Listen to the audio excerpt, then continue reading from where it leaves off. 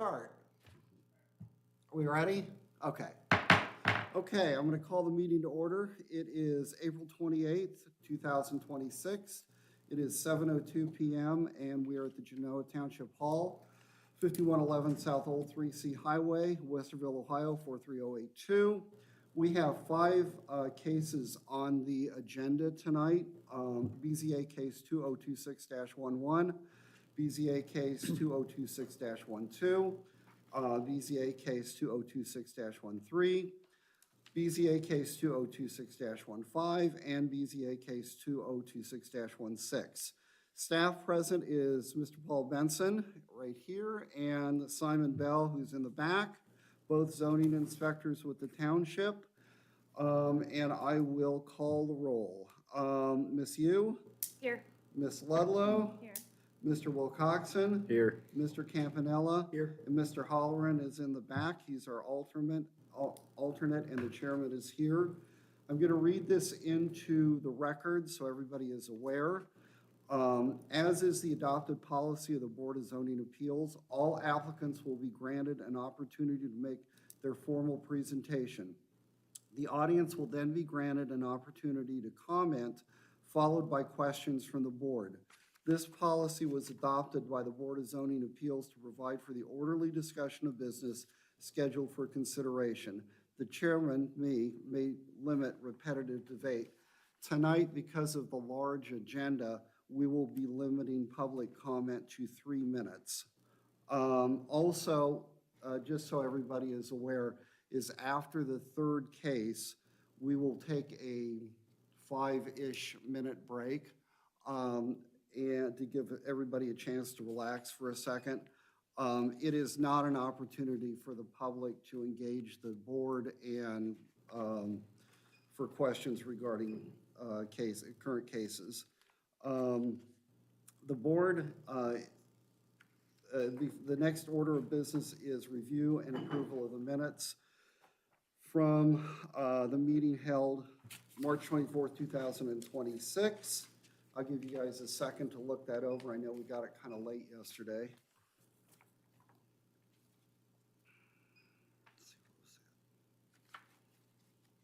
Oh, well, let's just do this.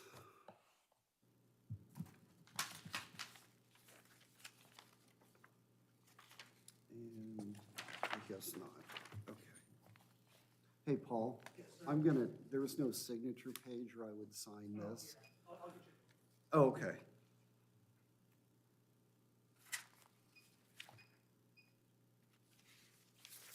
Okay, I will entertain a motion to approve the meeting minutes from March 24th, 2026. Chairman, I make a motion to approve as submitted. Okay, Mr. Campanella has made a motion. Second. Second by Ms. Yu. Any discussion, any revisions, any comment? No? Then all in favor of approval of the minutes from March 24th, 2026, signify by saying aye. Aye. Any opposed? Any abstentions? I'm going to abstain. Okay. And the meeting minutes are approved.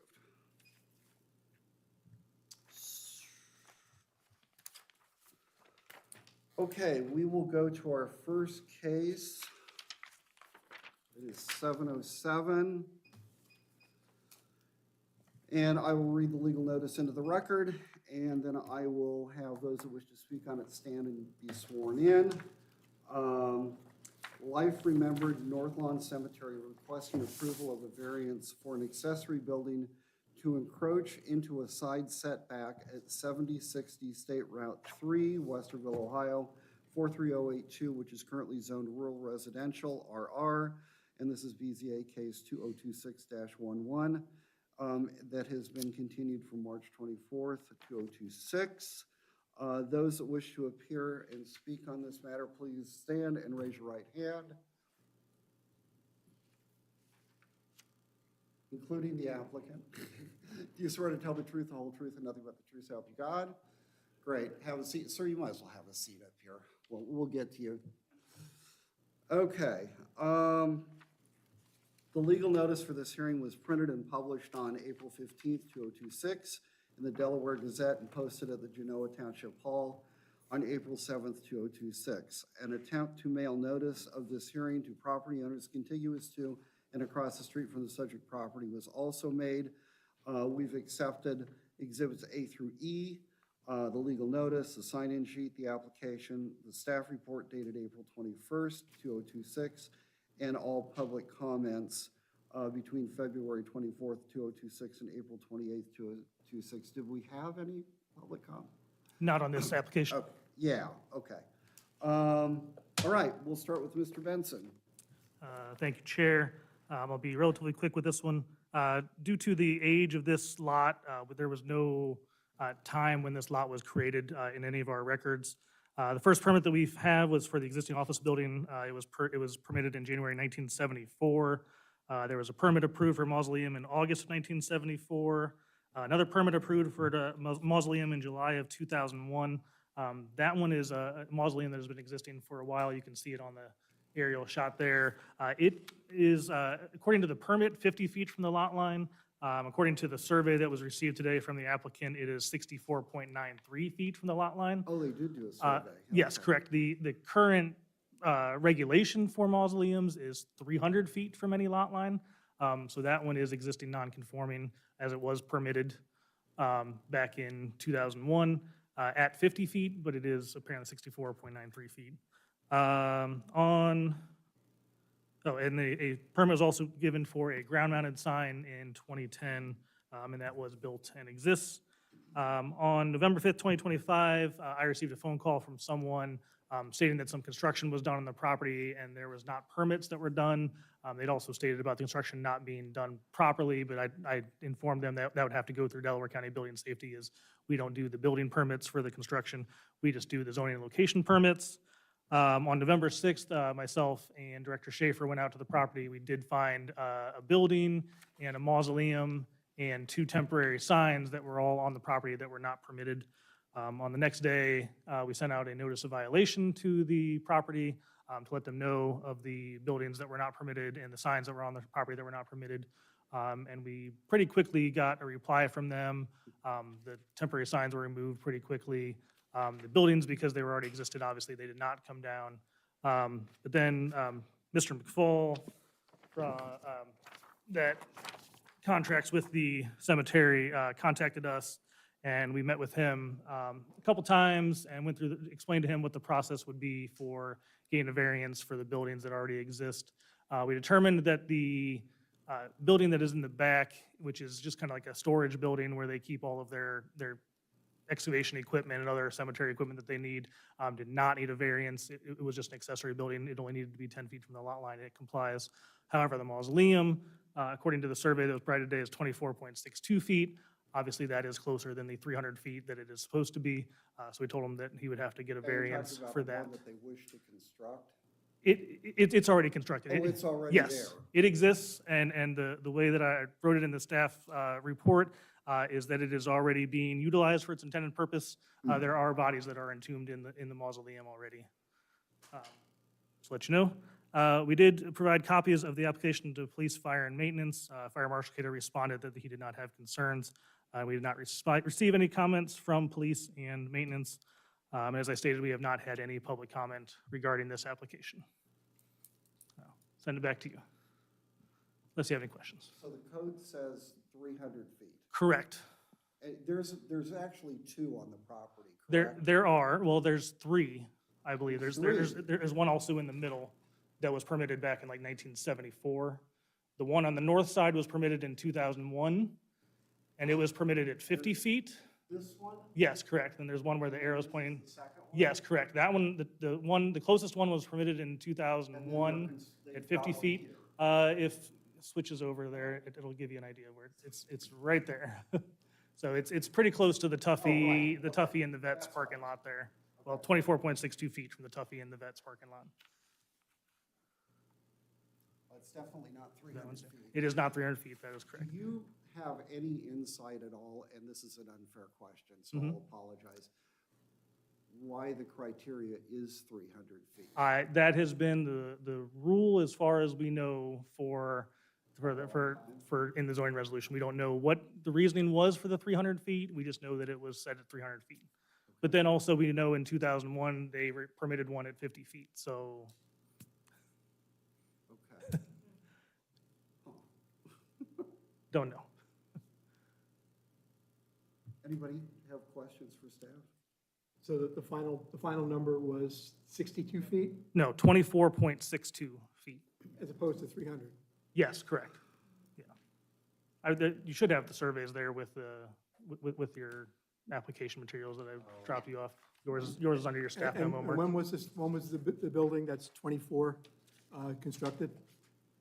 Prior to November of 2025, that might be a question for the applicant. I don't know exactly when it was put up. I just know that that was when we received a phone call that there was construction that was completed without zoning permits. Okay. Okay. Let's hear from the applicant. Oh, make sure it is, yeah. I'm with a company called Diverse Building Solutions out of Wilmington, Ohio, and we're to design, build. Can you The hear me? acoustics here are terrible, so. Oh, is that better? That's actually for the video, so if you could speak up just a little bit. Okay. My name is Jeff McFall, and I'm with a construction company called Diverse Building Solutions out of Wilmington, Ohio. We're a design-build construction company. And we were contacted by Life Remembered, who is the owner of North Lawn. Last year, they had dug the footer for this new mausoleum that you see. And so I'm here today with my hat in my hand to some extent. You're not the first, won't be the last. But he quit, so they asked us to come in. We put the footer in. And how long ago was that, about a year ago? That was just about a year ago, yes. So we came, put the footer in. The mausoleum is a new type of mausoleum.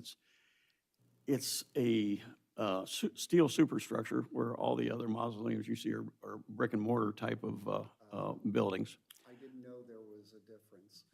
Yeah, well, and the insides are a fiberglass crypt setup Huh.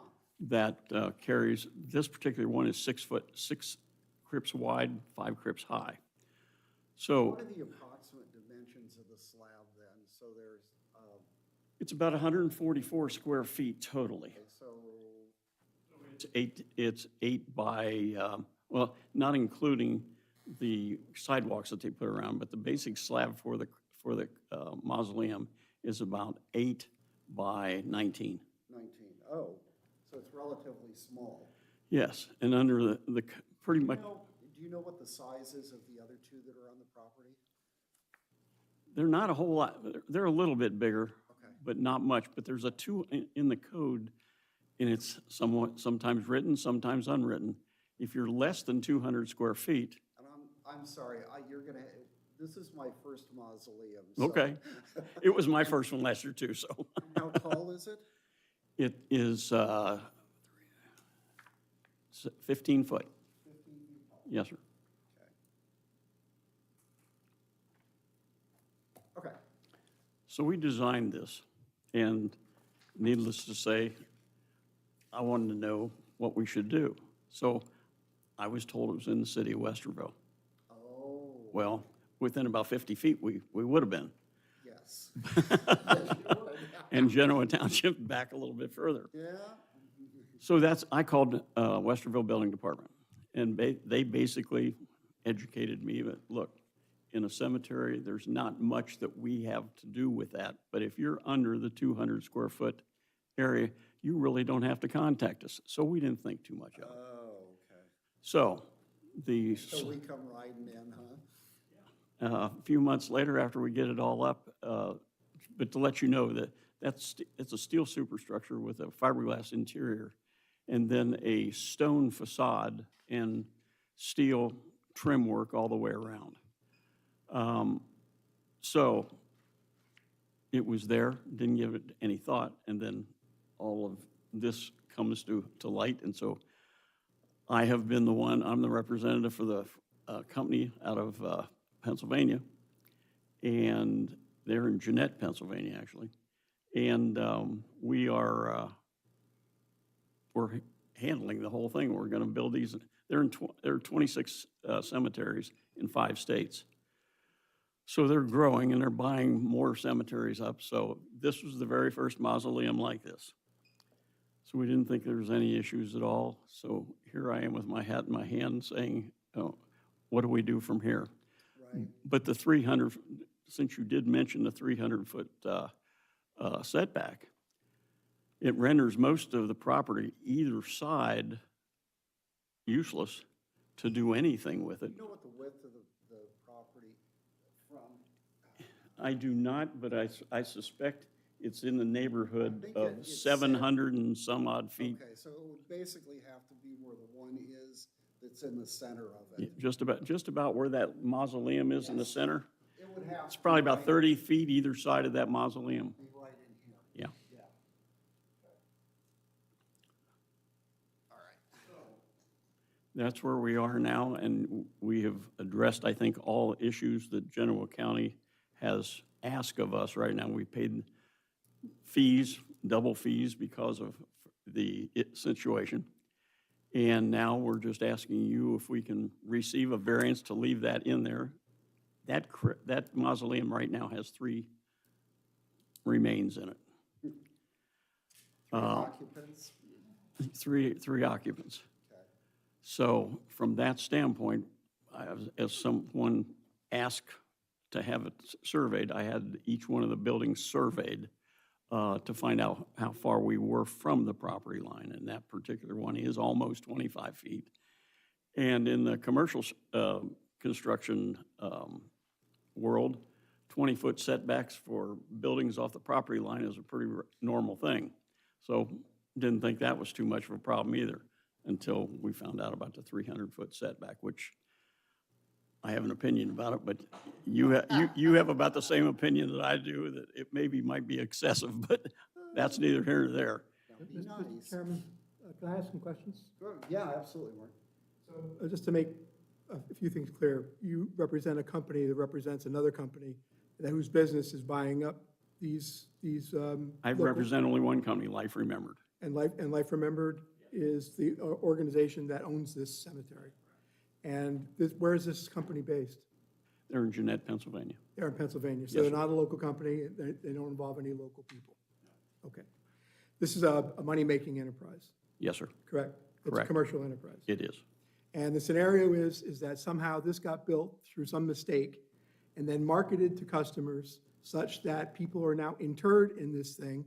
And now you find out that you're significantly out of variance to the tune of, nearly 80%.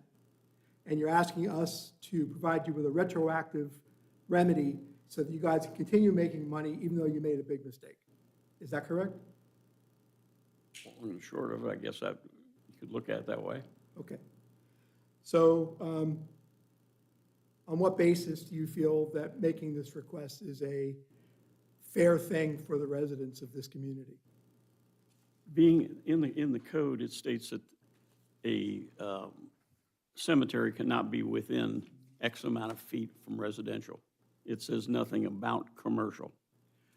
The basis of this, of the mausoleum being put on the perimeter of the property was such that it created a buffer in between commercial property, which that's all we have around the cemetery. Other than that, I can't say anything else other than the fact it was just going to be around the perimeter. As they would sell these, they would add another one and another one, another one to create a shell all the way around. So that's what the purpose of that. So you can maintain the balance of the area for in-ground interment.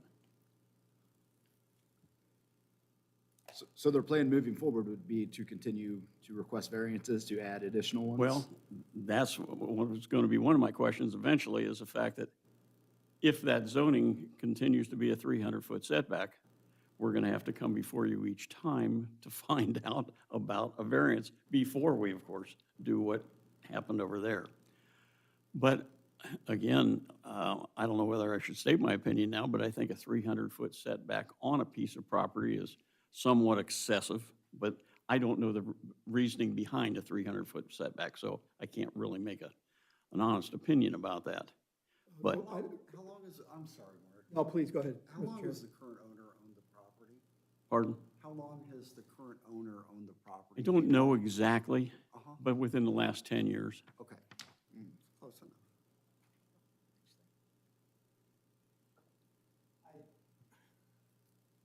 Under- I'm disappointed personally that a corporation that does this stuff to make money and plans to do more of it wasn't proactive in, A, understanding what community they were building in, B, making sure they were in compliance, and C, making sure before they sold it to families to inter their loved ones, that they weren't doing the right thing.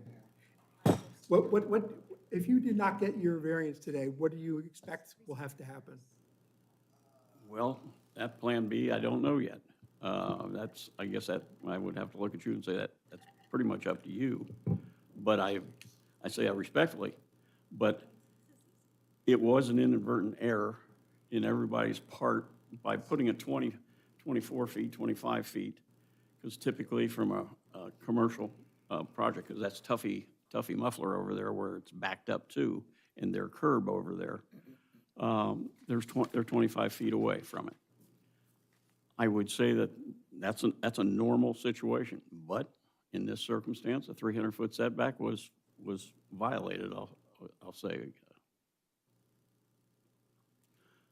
So I guess what I'm asking you for is that variance with a total look into the future stating that we need to come up with a plan that's acceptable to you with that 300-foot variance in mind, or having it change somehow that this won't happen if that fits into your long-term goals here for that property. Well, we just did that omnibus, so I don't know that we're going to do too many changes to the resolution anytime soon. I did But it have, didn't come up. yeah, I did have a discussion with Mr. Schaefer about this. If they did continue to want to build more mausoleums along that route that they have there for the traffic, we would, rather than doing a variance for every single one for the 300-foot setback, we would probably suggest that they rezone to a planned commercial district. That way, like planned commercial facilities allows cemeteries, and then they could then make their own setbacks for what they feel it would be correct for that property for a mausoleum. At this time, though, it's more of, we just need to get the violation taken care of. And the easiest way for that going forward would have been the variance process. If you do deny them, obviously they would still be in violation. We would probably work with the applicant and try to figure out a way forward. Or they could just continue the zoning violation and see what happens in the court system, I guess, once the zoning violation would go with that, so. The downside here is that if they're not able to continue with this particular building, they're gonna have significant expenses to have to take care of the people that have already been interred there. There probably may even be lawsuits associated with that, which represents a significant burden to you guys, which all could have been handled by being proactive and more, I don't know, more responsible about marketing and building things when you're out of compliance. So, I mean, in the best possible world, in my personal opinion, this would be, you guys would have to pay a very significant fine, and we would find some way to approve it for a one-time only, and basically, that would be it. Or you have to present us with a plan for the rest of the property, so we could decide whether you get a, anyway, I don't want to go over my point here. I just don't feel comfortable with how it was handled. I don't feel comfortable with what you're asking for in the context of what we're dealing, and I leave the floor open for my colleagues to decide how they feel about it.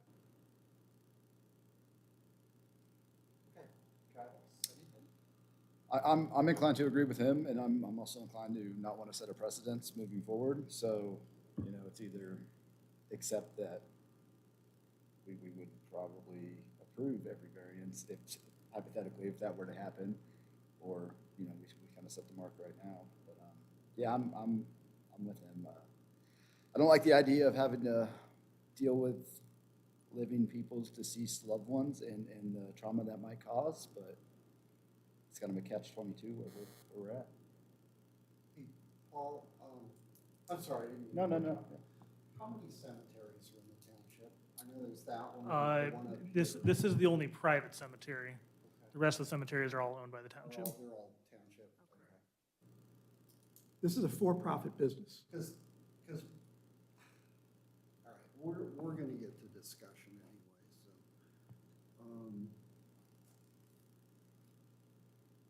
Anything else for the applicant? I guess I am curious why you thought it was in the city of Westerville. Or- That's what we were told, and we thought Genoa Township started just about where the sign is, down Northland on 3. Okay. It's a very common mistake.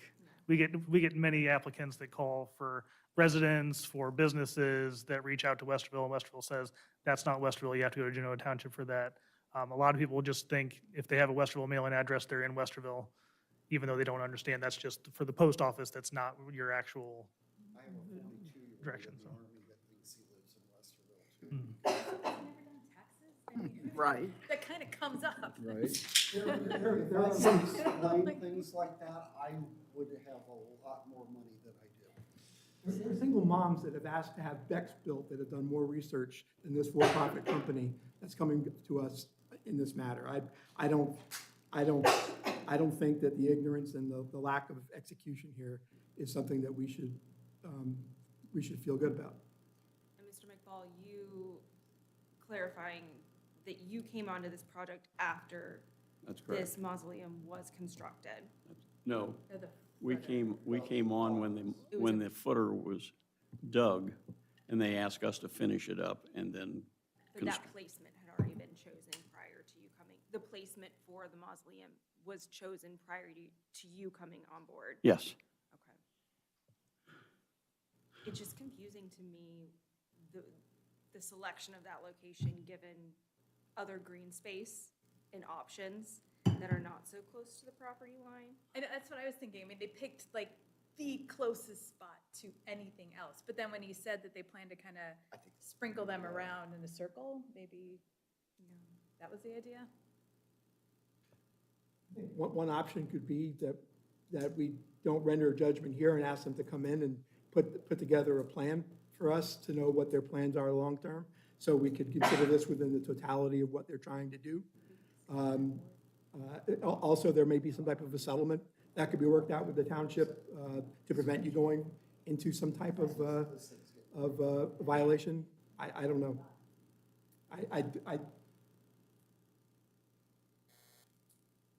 Okay. I've said enough. Sure. Okay, anyone that was sworn in from the public wish to make a comment regarding this application? Anyone not sworn in wish to make a comment? Okay, then we will go into, thank you, Mr. McFall, but don't go away if we have questions. Yeah. At this time, let's go into board discussion, and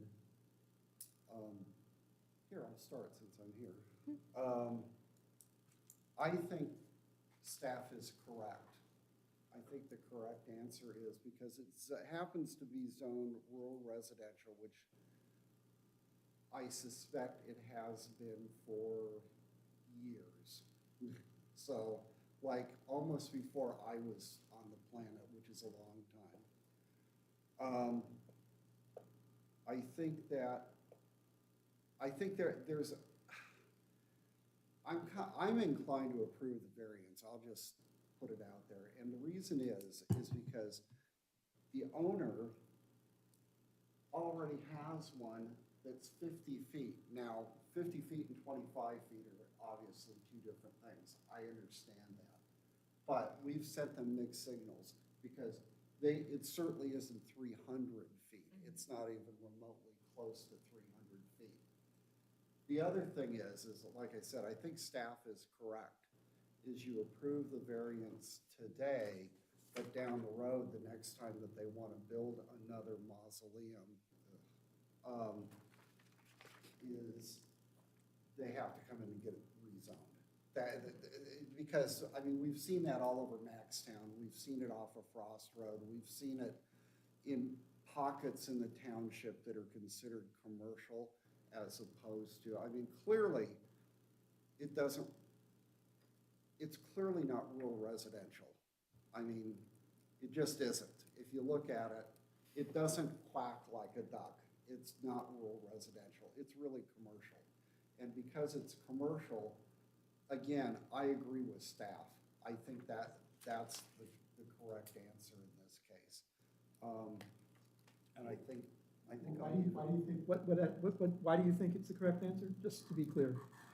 Why do I think? Why do you think that the staff's recommendation is the right answer? Because I think it is. Because I mean, okay, What's your rationale? my rationale is I just said, it's zoned currently rural residential. It clearly isn't a rural property. Look at what's around it, okay? Okay. The city of Westerville surrounds it to the south. To the north is a commercial strip in the township. Behind is a residential strip. It's not rural residential, okay? It's clearly commercial. And because it's clearly commercial, it should be zoned commercial. It just never has because it's been zoned rural residential. Nobody cared. And that's how a lot of this stuff happens in the township. It's been zoned rural residential for so long, nobody cared until somebody built something on it that, oh, not conforming for rural residential. Well, no, but if you look what's around it, it really isn't rural residential. How many acres is this, Paul? Is it like 10 that I see? I know, I asked. the correct Simon can click questions. on them and figure out how many acres it is. Um, Let's see. but- Just zoom down, The whole thing is it'll actually pull it 3 down. Right, lots. it's It'll pull it up. three So- lots. Just pull it down, and it'll be able to see it, There you go. or you can do it that way.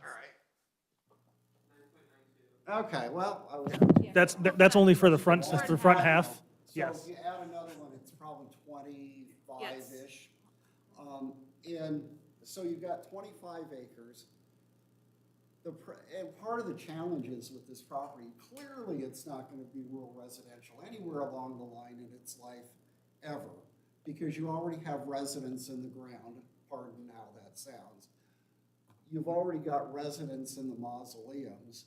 What are you going to do with this property other than make it a cemetery? I mean, the reality is, and yeah, it's a profit-making enterprise, but you got to remember with a cemetery, there was one up here off of 23, where the property owner, it's incumbent on them to maintain the property.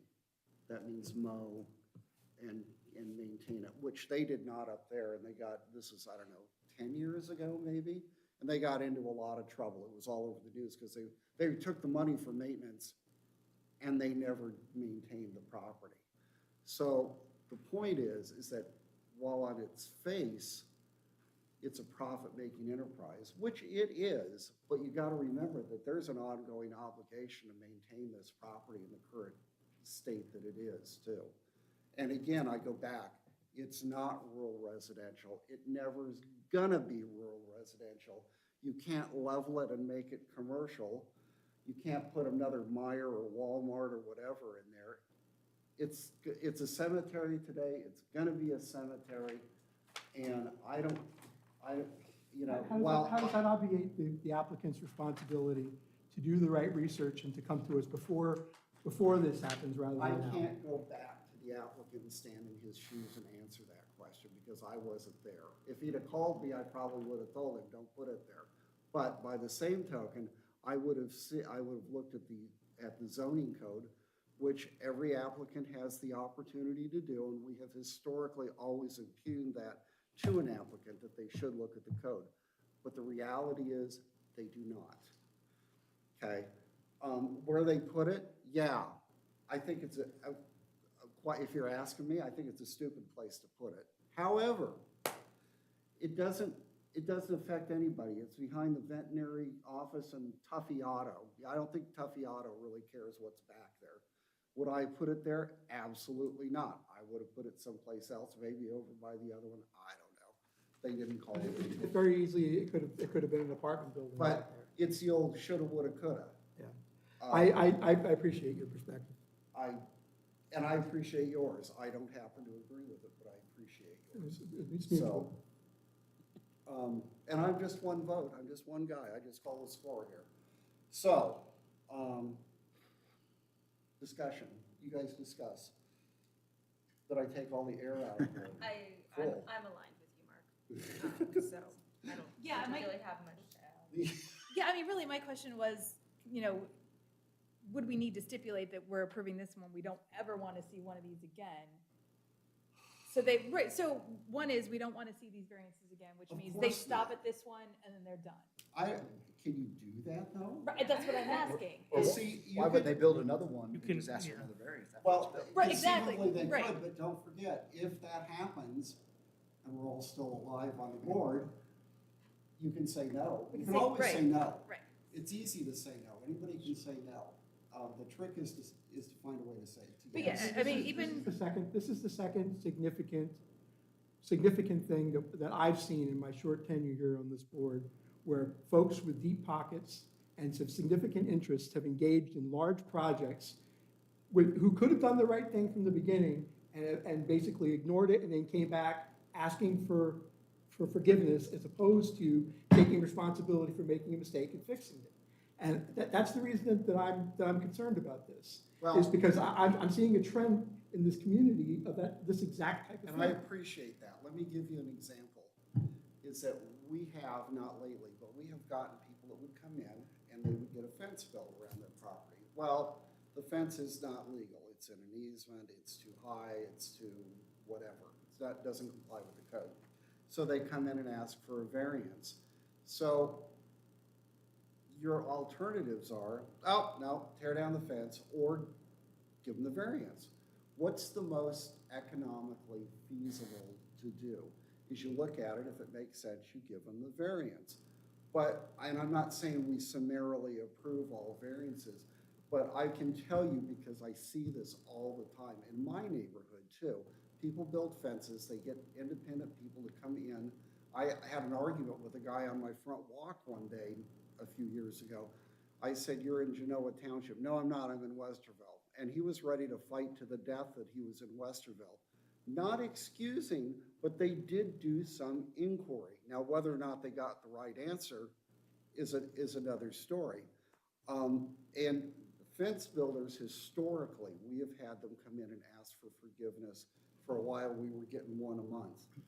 Not to say that it's right, but builders build. They don't build to comply, they build. I think I understand the idea here, but we're talking about in many of those cases, they're residents who don't have a good understanding or have the resources to do the work, and many of them do the right thing. We're talking about deep-pocketed interests building multi-acre significant projects coming, again, after the fact to ask for forgiveness, and a private corporation out of state doing exactly the same thing, and selling these spots to people under the pretense that they're correct. I think at a certain point, we have to hold people accountable. And Mark, you seem to already have your coalition together, so I'm not gonna talk about No, it. I don't have any coalition. I just don't know if this is the project, given the very circumstances, to take that stand, though. I've just seen enough of these already that makes me uncomfortable. I certainly can't see Mr. McFall wanting to come back here and have the same exact conversation and not following the rules now that he knows Right. and knows. Do I that we're condone it? against- Absolutely No. not. But historically, people do come here for forgiveness, and it's here. So It's unfortunate. it can be here. It's not always here. So, okay. Anybody else? Anybody want to go through, is it Duncan versus Middlefield? Is that it?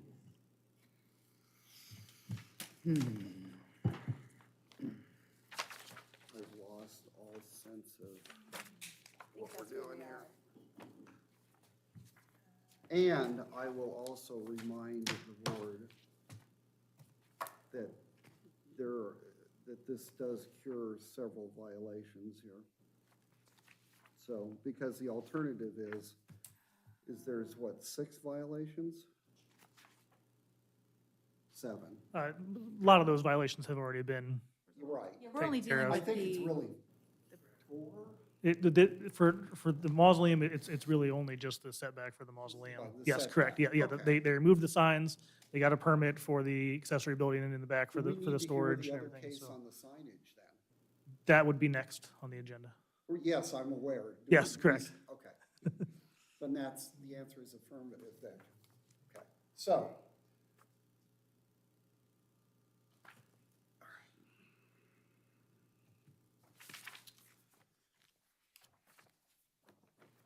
Where is, I'm happy to walk through it. I was thinking, I can walk through it, but y'all need to help then. So, Yeah, yeah, but yeah, you can, yeah, yeah, so I'll help chime in. Let's have this be a very Not open everybody at discussion. Yeah, yeah, because, So, reflecting on Duncan versus Middlefield, we're going to go through several different questions and have discussion based on those. So our first one is the property in question would or would not yield a reasonable return and therefore can or cannot be beneficial use of the property without the variance. So to me, I would think it could yield a reasonable return without the variance. However, it's a very complicated circumstance around this. Any other comments? yeah, see, if they did want to build another mausoleum based on the 300 feet, it doesn't really look like there is a place that one could be put without moving some, like, in the open space, there is not the 300 feet, so, yeah, so it would, even if they build it farther away from, like, as far as they possibly could without tearing up existing grades, they would know, need a variance. sorry to jump in, you'll learn to hate this, but, you guys gotta remember one thing too, this mausoleum is the size of a one-car garage. It's not like it's any huge structure either, so, anyway. Any other comments on that first question? Okay. The next one would be the variance is or is not substantial. It is substantial. Yeah, it was Given. Oh, yeah. 90, like Given. 92%. Given That's all. the current code. This is among the most significant variances that I've seen since I've been here in a year. I will also echo Mark's sentiment, though, that it is not a large structure that has been constructed that is violating the variance. Any other comment, board? I will continue to roll through. Our next one is the essential character of the neighborhood would or would not be substantially altered, and adjoining properties would or would not suffer a substantial detriment as a result of the variance. Did I say something wrong? Okay. I don't believe that this would substantially alter the character of the neighborhood. However, we do not also have the adjoining property owners here tonight to speak on whether this is bothersome to them or detrimental to their businesses by any means. I think that as we look toward the future, more and more variances for more mausoleums would begin to add up and become more substantial potentially to the adjoining properties. And that is why we are looking for a different path forward for that. Any other comment, board? Mm-mm. The variance would or would not adversely affect the delivery of governmental services. It would not. The property owner did or did not purchase the property with knowledge of the zoning restriction. That seems that I'm not honestly sure about that one. Yeah, They've we been always the owner say- for a decade, correct? Well, we It's always say implied. yes, because if the zoning restriction existed at the time they bought it, then we say yes. Okay, then yes. Yep. The property owner's predicament can or cannot be feasibly obviated through a method other than the variance. At the moment, it cannot be. Any other comment there? And then finally, the spirit and intent of the zoning requirement would or would not be observed, and substantial justice would or would not be done by granting the variance. That one's a little bit more loaded. Any thoughts, Steve? Yeah, yeah. Just for the record, I just want to say, I don't believe substantial justice would be done by granting this variance. Okay. And I actually would say that the spirit and intent would not be observed by granting this. Why? Because, I mean, I think the spirit and intent with the 300 feet was certainly to keep it, even if 300 feet is excessive and 50 was more reasonable, which was granted, I think that was the intent, that they keep, you know, houses of human remains, you know, farther away from a property, commercial, residential, whatever. I completely agree with you. I don't know. Yeah. I've seen it over the years where houses back up to cemeteries. Right, and we don't know what those, Variances or whatever. right, and, yeah, and they're below And ground, these are above This was built ground. after the fact. This was built after the fact. People move into places knowing that they're moving next to a mausoleum. In these cases, it was built for people who were supposed to be protected from being close to a mausoleum. I mean, it's an above-ground human remains storage, so to me, that's a little different than it's in the ground. It's a lot I've never different. heard it put that way. It's a lot different. I mean, I assume there's some sort of climate control if that fails. Okay.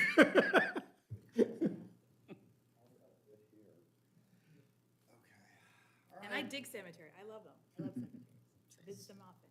But- So I Okay, have no somebody personal needs- beef with cemeteries or living near them. Somebody needs to make a motion. Maybe the chair should make the motion.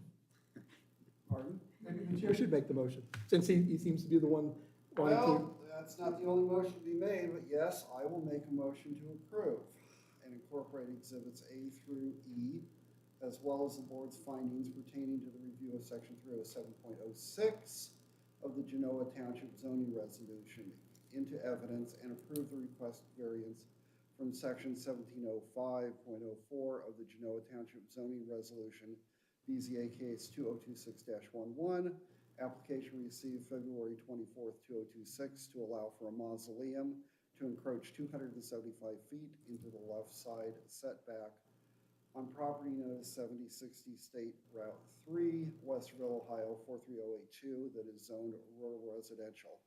Motion is based on the following findings of fact pursuant to section 307.04 of the Genoa Township zoning resolution, that the variance or modification will not be contrary to the public interest because it's an existing use next to a commercial use, that owing to special conditions, the literal enforcement of the zoning resolution will result in unnecessary hardship because removal of the mausoleum or relocation of the mausoleum is not feasible, and that the approval of such variance or modification thereof is consistent with the spirit of the zoning resolution, and substantial justice shall be done thereby because it's a conforming use, it's already there. I wouldn't encourage them to construct any more, but it's there. I think you're doing them a disservice by not allowing this.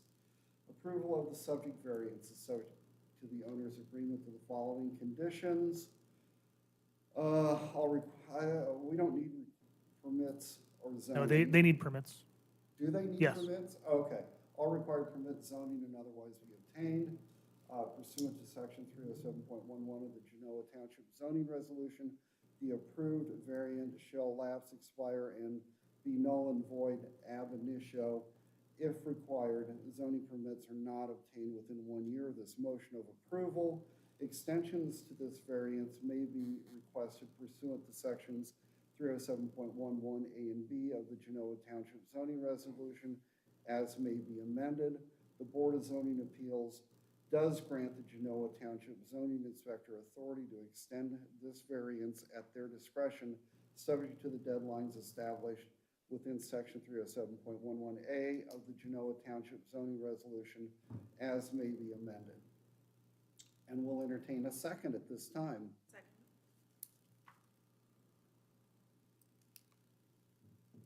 Couple comments on that, Mark, sorry.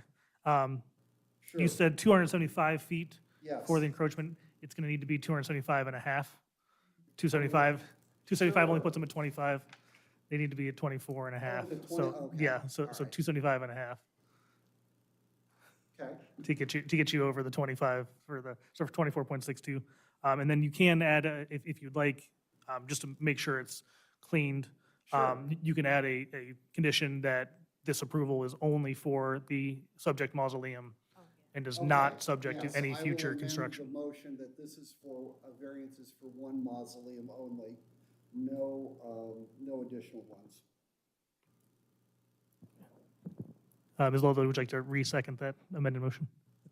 I'm sorry? I was just asking if she could re-second the amended motion, just to make Oh. sure it's all. Oh, you Clean. second? Yes. I couldn't hear you, you're right next to me and I didn't hear you. That's okay. Okay. All right, any further discussion? Guess I'll call the vote. Mr. Campanella? No. Ms. Ludlow? Yes. Mr. Wilcoxen? No. Ms. Yu? Yes. Chair votes yes. Motion fails. Not failed. Pardon? That carried. It was 3-2. It carried. You said failed. You did. No, it carried. failed. Three votes yes, Oh, you 2 voted votes. yes. I did, yes, Oh, I thought you sorry. voted I'm no. sorry. I heard no. I'm sorry. Apparently, I'm having I hearing mumbled. difficulty tonight. Motion is carried then. So the variance is granted. I wouldn't, yeah. Okay, so that concludes this case at 7:55. And we will call the next public hearing to order at 7:56. And I'll read the legal notice into the record. And anybody that wishes to speak on this matter, stand and raise your right hand. Sorry about that. You swear to tell the truth, the whole truth, and nothing but the truth, so help you God? Great, be seated. Thank you. Okay. The legal notice, Life Remembered North Lawn Cemetery requesting approval of a variance to exceed the maximum number of temporary signs at 7060 State Route 3, Westerville, Ohio 43082. Currently zoned rural residential RR BZA case 2026-112 or -12, continued from March 24, 2026. The legal notice for this hearing was printed and published on April 15, 2026 in the Delaware Gazette and posted at the Genoa Township Hall on April 7, 2026. An attempt to mail notice of this hearing to property owners contiguous to and across the street from the subject property was also made. The following are marked exhibits A through E, the legal notice, the sign-in sheet, the application, staff report dated April 21st, 2026, and any comments, which apparently we did not receive any. And we will go back to Mr. Benson. Thank you, Chair. History, of course, is the same on this property, other than they've recently received a variance for a mausoleum. The ask for this is that they they have 2 temporary signs. Currently, the code states that you're only allowed to have 1 temporary sign per lot. They had 2 that were up when we received a phone call about the construction that was done without the permit. Once they got the notice of violation, they did remove both signs because both signs did not have a permit for either one. They could, if they wanted to, apply for one and put one up now. They're just requesting to be able to have the second one that was already up that they did take down. They just want to be able to put up, Those to have 2 temporary temporary signs. vinyl Correct. signs, Yep. They have them up and down all the time, I think, don't they? They do at times. answer Yeah. But yeah, the code states they're only allowed to have 1. They would like to have 2 is what the ask is. He has submitted, they did not submit anything with the application for location of the signs, but they would, so they would have to, if they get approved to have 2, they would just have to get sign permits for both of them, and they would have to follow the code. They have to be code compliant. Correct, yes, as far as size and location and height. That is all that I have for this one. Shall we hear from the applicant? We were given the violation and immediately addressed them, took them down immediately, and then found out exactly what you all wanted. And that is above me, because that was just something that I didn't know anything about. And this is just something that came up quickly because they were trying to jumpstart the sale of the mausoleums. And again, they didn't realize. And if I might make one comment now, has something to do with both you gentlemen feeling the way you do, and I understand that. That's the reason they brought us in. They saw that some of the people that they had there that came from previous ownership and otherwise didn't know what they were doing. So I understand your positions totally. Is there But- management on site? Pardon? Is there management on, like, full-time management on site? There is. The gentleman, I think, that manages it, he is between two cemeteries, but there's a salesperson in the building over at the entrance to the property. So from that standpoint, I can say that wholeheartedly now that I'm not above making mistakes, but for the most part, when we're going to build a building or we got to put something on the property, we're going to find out we can or we can't. So if that gives anyone any consolation as to what's going on here, it's not something that they're just a big-time investment firm trying to make money. They are, but they're going to do it responsibly, and that's why we're here. So, Well, and as far as temporary signs go, I know a lot of places have a lot of different regulations, time, size, whatever.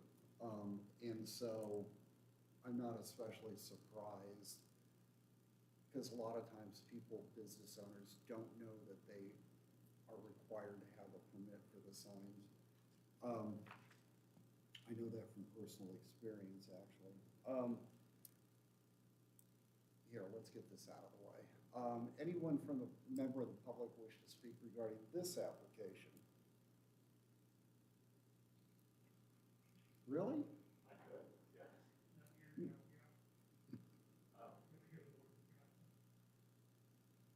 And you weren't sworn in.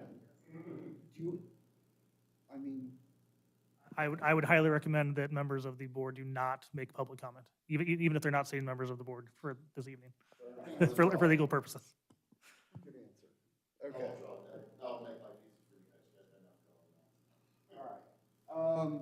Okay, so there is no public comment, then we'll move on to discussion. I don't really have anything. I mean, they're temporary signs. An observation, these signs were put in place to advertise the new mausoleum that was recently constructed, is that correct? and I think one was and the other were for just general plots on the property. Were the signs that were up, would they be code compliant if they were, I can't tell you 100% for sure. They appeared to be. okay?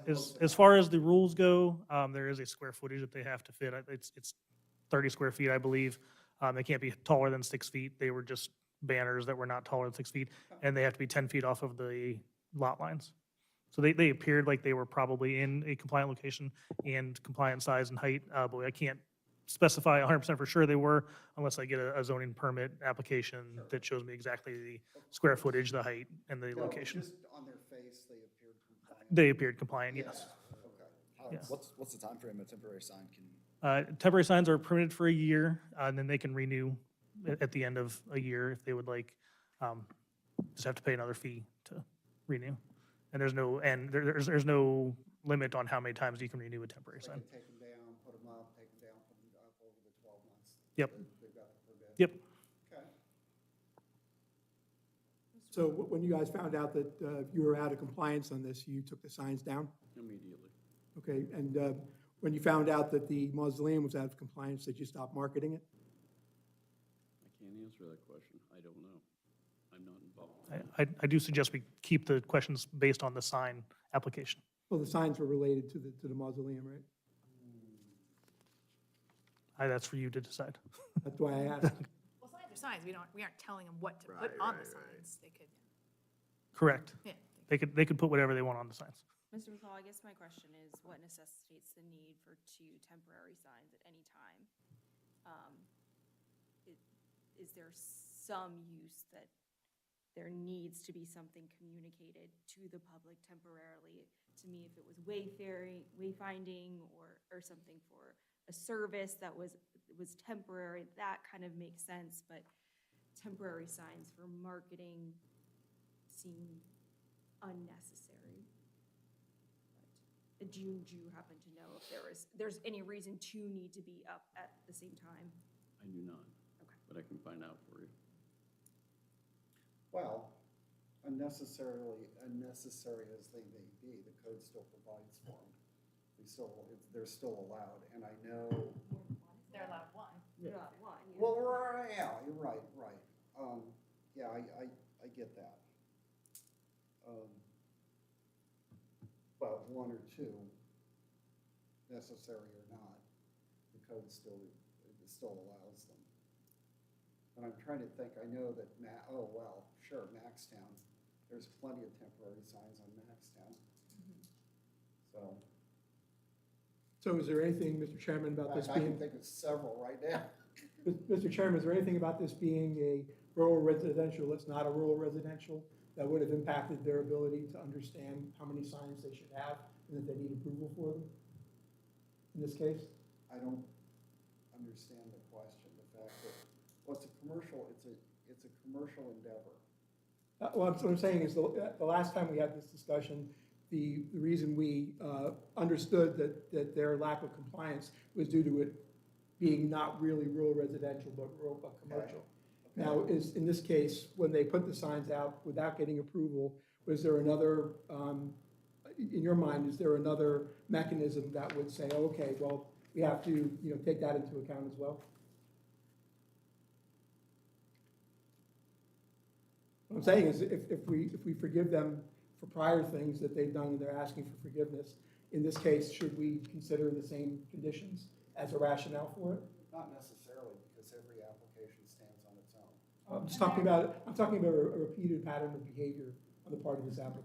Well, they're not asking for forgiveness on two signs. They're asking, I mean, they took them down when they were in Well, violation. they acted before they did the work. That is my objection here. The severity, though, is very different. No, I completely agree. the I completely agree with you. But it goes to a pattern of behavior that, in my view, gives this applicant less credibility in the eyes of this board member. So, What you're saying is sorry. what I just said, they brought us in to make sure this doesn't happen again. I do not share that opinion, and I think that's all I'm gonna say. Mr. Benson? Um, Oh, okay. Pardon? I thought you were motioning. No, but I to end the will. discussion. Okay, no, I have a question. Yeah, go ahead. Mr. Benson, what's the max size sign for temporary? I'm sorry if you already said that. That's okay. I will look it up just to make sure I'm giving you the And correct this is number. a time test, so. Yes, and you feel move it free, along. we can come back to you after You you can- have. you can after move you it have- along. Exactly where I need to I go. think in terms As I of look at this getting at, code is this a citation Don't lot. let him nuisance? off the hook. Is it a very small sign, or is this a nuisance sign? So the smallest signs do not need permits if they're under a certain square footage. So,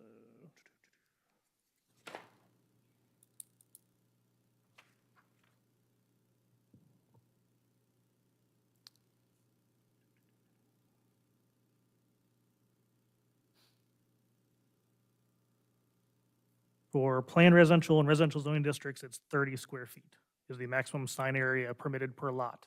And then what's the minimum?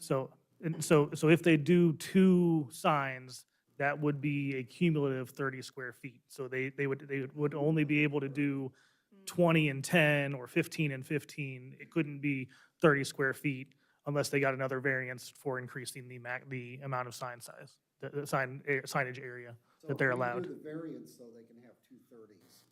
No, No, they can only have like a 15. they can, it says maximum, it says planned residential and residential zoning districts, the maximum sign area permitted per lot is 30 square feet. Okay, so if we approve a variance for a second sign, how large is that second sign? They could do whatever they want to break down as long as they don't exceed 30 square feet. So two of them, they get 30 feet, one of them, they get 30 feet. Correct. Got it. And what is the size on a smaller sign that doesn't need a Almost permit? defeats the purpose. I believe it's,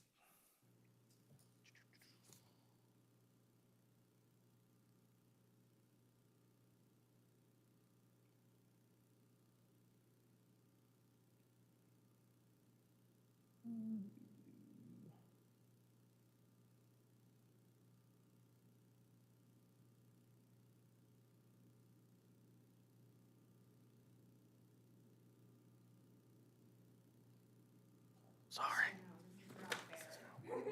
And it's like he's book briefing and lost for what's great. Sorry, the science section is very robust and it kind of, it jumps I think around a it's lot. gotten bigger over the years.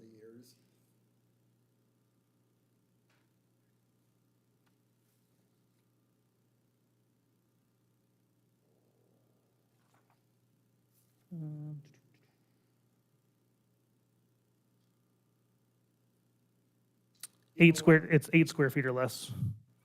Does not require a permit. 8 square feet or less would not require a permit. As long as it's less than 4 feet in height also. So there's a size and a height So the little requirement, yard so, signs, correct. okay, they don't Correct. require a permit. Yes, correct. Okay. And also, if, like, on a commercial property like this, if they had signs for, they had arrows to let you know, like, certain, the number of whatever plot you're looking for is this area, those signs do not require permits, those sorts of signs do not. But if these are marketing signs, then marketing signs would require permits, yes. Okay, anything else? Anything for staff? Paul's got his sign, code open.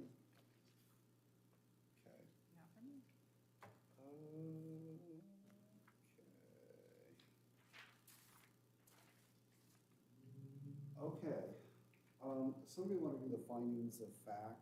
Anyone? Oh, okay, I guess it's me. The board reviewed section 307.06 of the zoning resolution reflecting Duncan versus Middlefield as it pertains to the area variance request. This isn't right, is it? No, this is not right. Hold on. No, I got it. I just flipped the wrong page. The board reviewed section 307.06 of the zoning resolution reflecting Duncan versus Middlefield as it pertains. Oh, yeah, as it, area, see, I'm like you, Paul, I gotta read it now. Pertains to the area variance requested from section 1803.01, point Q, point 3A, to exceed the maximum amount of temporary signs in a rural residential zoning district as follows. The property in question would yield a reasonable return, and there can be beneficial use of the property without the variance. And I think that just speaks for itself. Sign, no sign, the property still yields a reasonable return. The variance is not substantial. I don't know how you, well, you're gonna, it's 100%. So one sign, two signs. So it is substantial. The essential character of the neighborhood would not be substantially altered, and the adjoining properties would not suffer a substantial detriment as a result of the variance. And I think that's because it's along, even though it's zoned rural residential, it's commercial on either side of the property. The variance would not adversely affect the delivery of governmental services. We have a statement from the police and fire that states that. The property owner did purchase the property with knowledge of the zoning restriction. The property owner's predicament can be feasibly obviated through a method other than the variance. And that's just have one sign instead of two. The spirit and intent of the zoning requirement would be observed and substantial justice would be done by granting the variance. Because, first of all, they're allowed to have a 30-foot sign, square foot sign, so now they're splitting it in half and they're gonna have two 15s or 10 and 20 or whatever. Okay, I'm gonna make a motion to approve and incorporate exhibits A through E, as well as the board's findings pertaining to the review of section 307.06 of the Genoa Township zoning resolution into evidence and to approve the requested variance from section 1803.01, point Q, point 3, point A of the Genoa Township zoning resolution for BZA case 2026-12 application received February 24th, 2026, to allow for the amount of temporary signs allowed to exceed the maximum number by one on property known as 7060 State Route 3, Westerville, Ohio, 43082, zoned rural residential.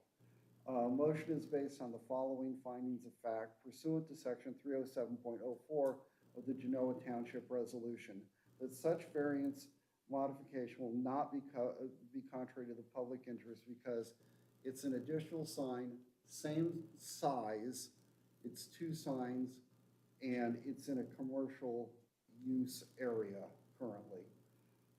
That owing to special conditions, a literal enforcement of the zoning resolution will result in an unnecessary hardship because two signs, it's the same square footage, and it really doesn't matter.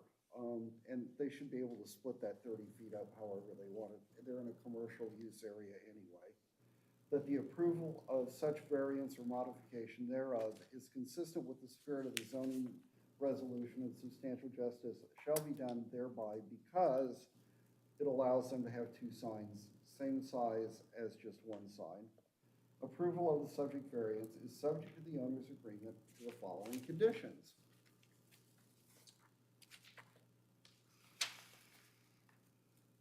All required permits, zoning, or otherwise be obtained pursuant to section 307.11 of the Genoa Township zoning resolution. The approved variance shall lapse, expire, and be null and void ab initio if required zoning permits are not obtained within 1 year of this motion of approval. Extensions to this variance may be requested pursuant to sections 307.11A and B of the Genoa Township zoning resolution as may be amended. The Board of Zoning Appeals does grant the Genoa Township zoning inspector authority to extend this variance at their discretion, subject to the deadlines established within section 307.11A of the Genoa Township zoning resolution as may be amended. And it also, I would require code compliant signs. And I will entertain a second. Second. Okay, was that Travis? Yes. Oh, okay. I must need a hearing help. I don't know, I can't, I'm having trouble tonight. Okay, any further discussion? Anyone? Call the vote. Mr. Campanella? Abstain. Okay. Ms. Ludlow? No. Mr. Wilcoxon? Yes. Ms. Yu? No. Chair votes yes. So, That's a fail. that is you're right, that is. I don't know that we've ever had a tie. Can I change my vote? Sure, No. okay. Motion fails. Okay, and that concludes this hearing at 8:16. Okay, Thank you, Mr. McFall. give me about 2 minutes here.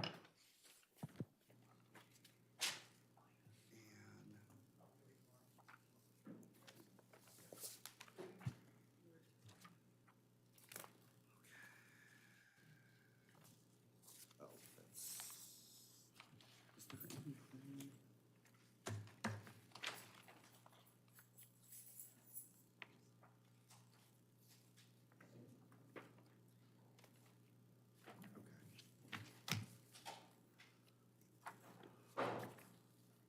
Okay, we'll call the next case on the agenda at 8:17. And I'll read the legal notice into the record. Before I do that, let's swear in those that wish to appear on this matter. This is case 2026-13, property located at 3982 and 3994 Worthington Road in Westerville.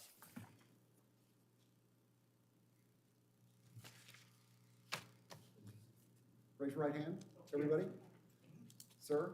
Anybody else? Okay. Oh, we don't charge extra. Anybody else? No? Okay.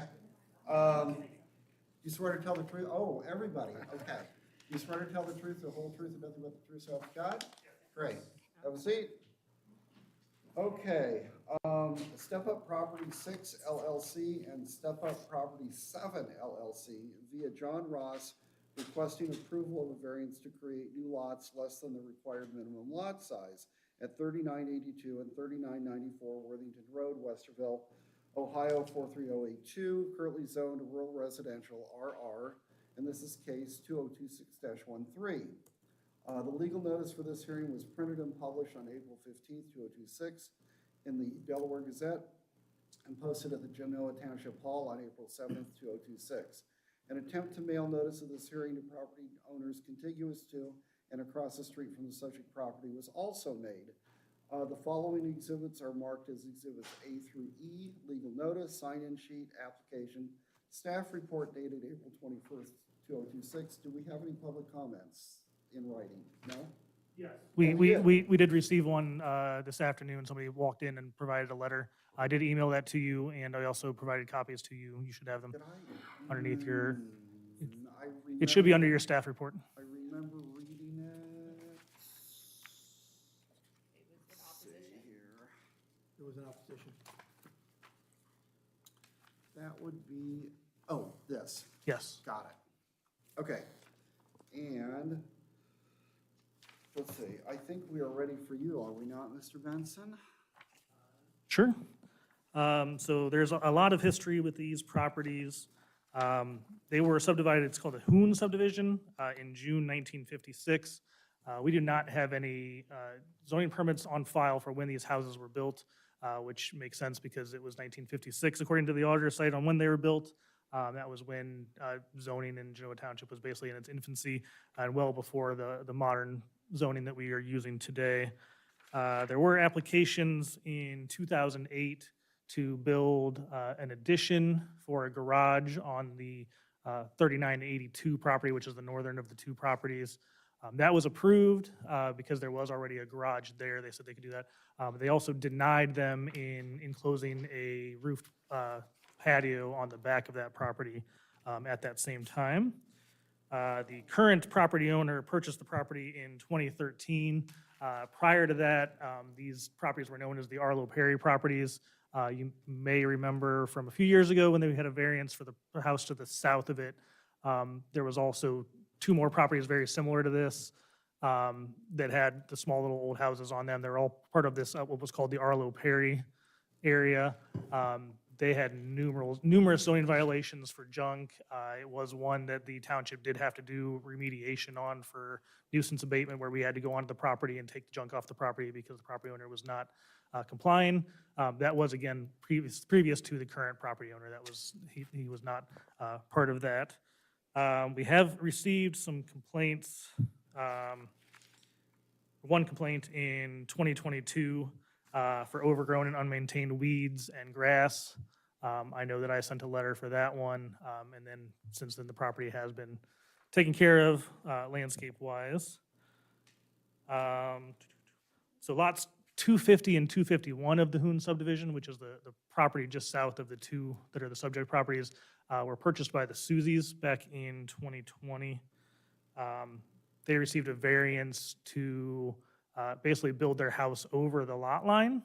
And then you gave them a condition that they had to go to Delaware County Regional Planning to be able to erase the lot line.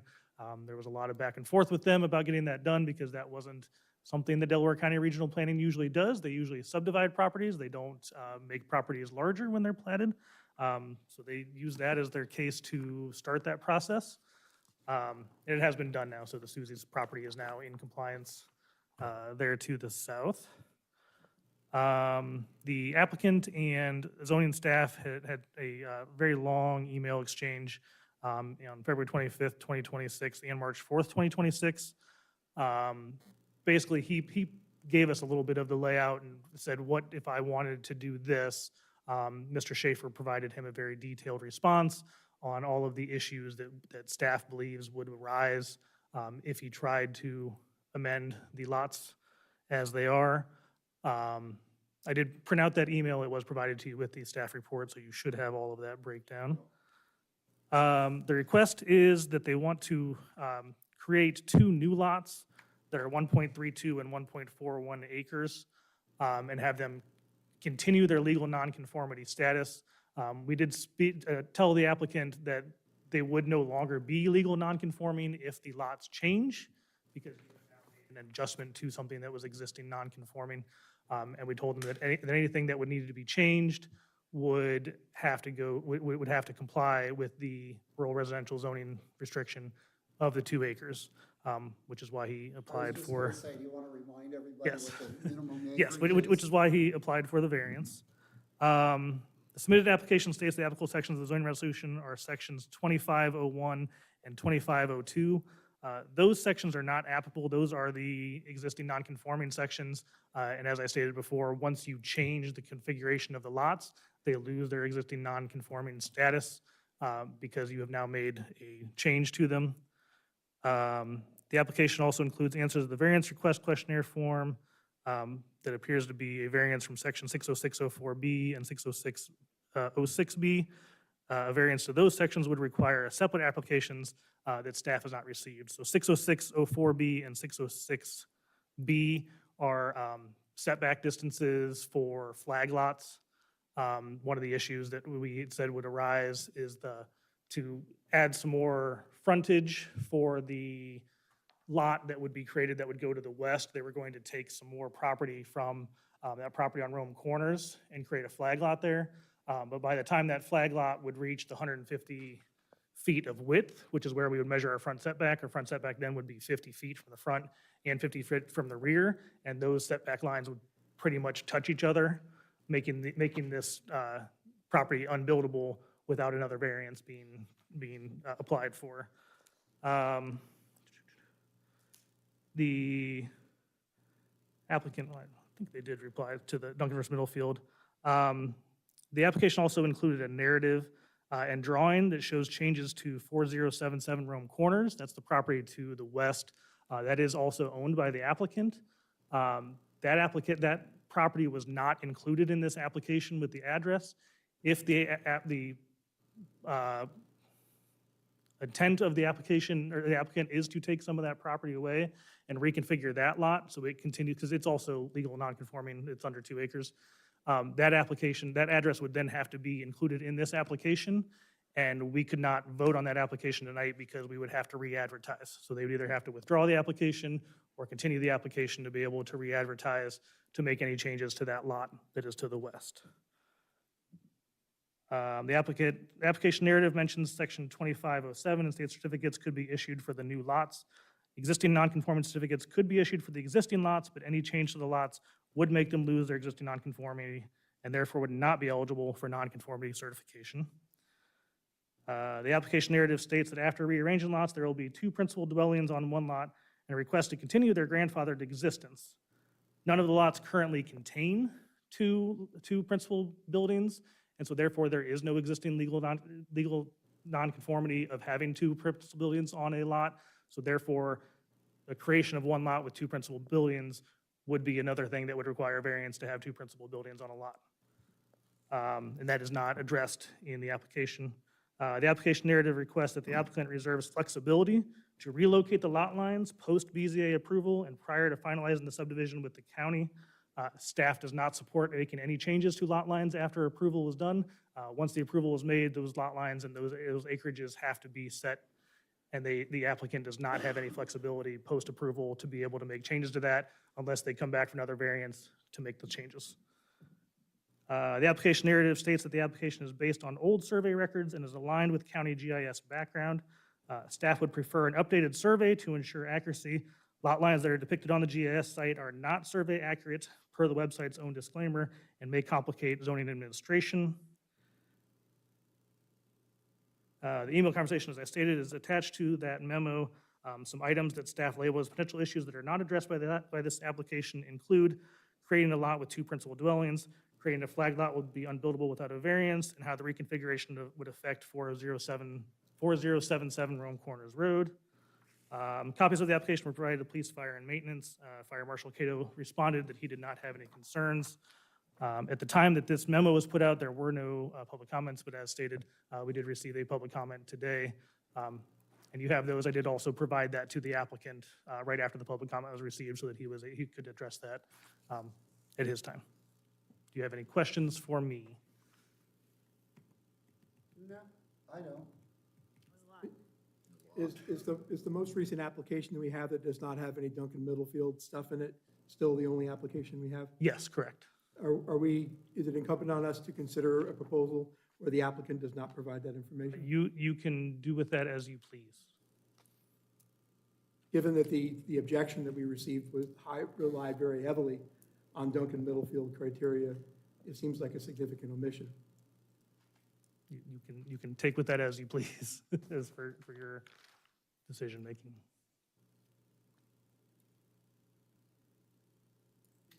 Let's hear from the applicant. Yes, thing. Great idea.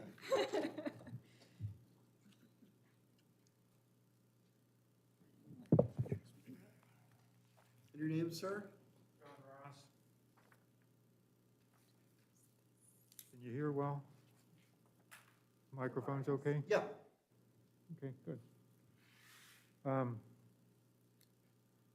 Just to answer a few questions, I do want to include the Rome Corners 4077 property, so we will continue. Okay, yeah, that was one of the questions. The reason it wasn't in here is I got the impression from conversing with Joe that it'd be best to simplify it. That's why I just try to focus on the two properties. But so tonight, let's open the discussion up and show all three. They're in the same pictures that I provided in the request, and Can we do that? Yes, that's fine. And then another question that I recall you had was about Duncan Middlefield answers. The reason I didn't include that was my request is that legal nonconformance be continued, and what I'm requesting the property layout be. And on that, so that's on on a form, I think you call it other issues. So there's like uses and there's like measurement things, and then you have like a third kind of a page of applications is for other issues that the BZA is to opinion on, okay? And on that sheet, they didn't ask for Duncan Middlefield. I think the Duncan Middlefield questions are usually for measurement-related zoning questions. So I did answer the questions today and made 10 copies. And if you'd like for me to hand those out to you, I got them right here. Would you like to have those? Yeah, hey, Paul, can you grab those? Yeah. Thanks. I'll keep one just in case. I have to. There you go. There should be 9 there. Thanks.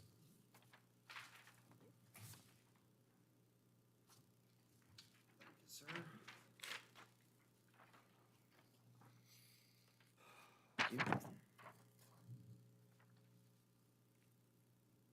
So if you want me to kind of make a little presentation, I can do that. Is Sure. that what you want to do next? Yes, please. I won't, let's see, okay. Yeah, so I have 2 layouts that were made with kind of surveying software, and they're based on other surveys of record, based on the meets and bounds answers. So, you know, they're probably within 1% or something. I didn't see anything that was conflicting, so like if I looked at the property to the south, Susie's, I used their survey measurements, and that pretty much conformed with the 1956 stuff. So, you know, we're within 1% or 2%.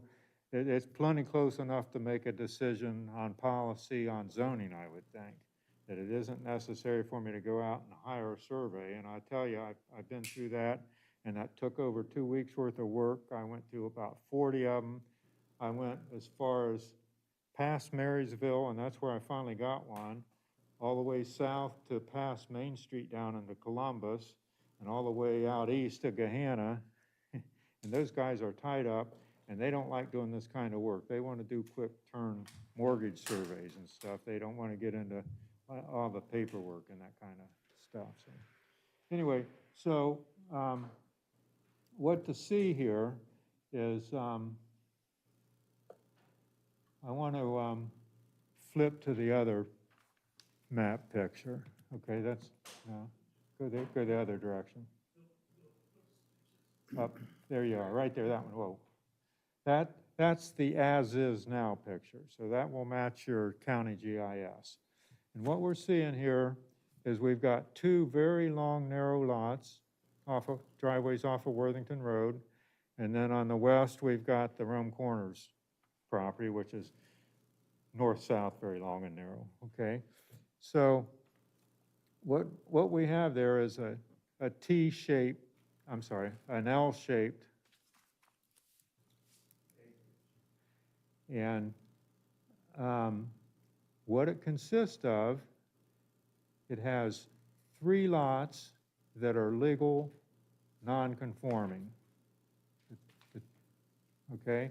It also has, with each lot, a house that's legal, non-conforming, and the Rome Corners has got a detached garage. So it's really 6 things there that are legal, non-conforming. Okay? And so what I wanted to tell you is what are some of the alternatives that could be done with this? One is to leave it as it is right now. There's 2 little tiny houses. The county says they're 500 square foot approximately. I haven't really measured them to get precise, not that it really doesn't matter. And it would be legal from the code that I read to make a modification to those houses to make them more conforming.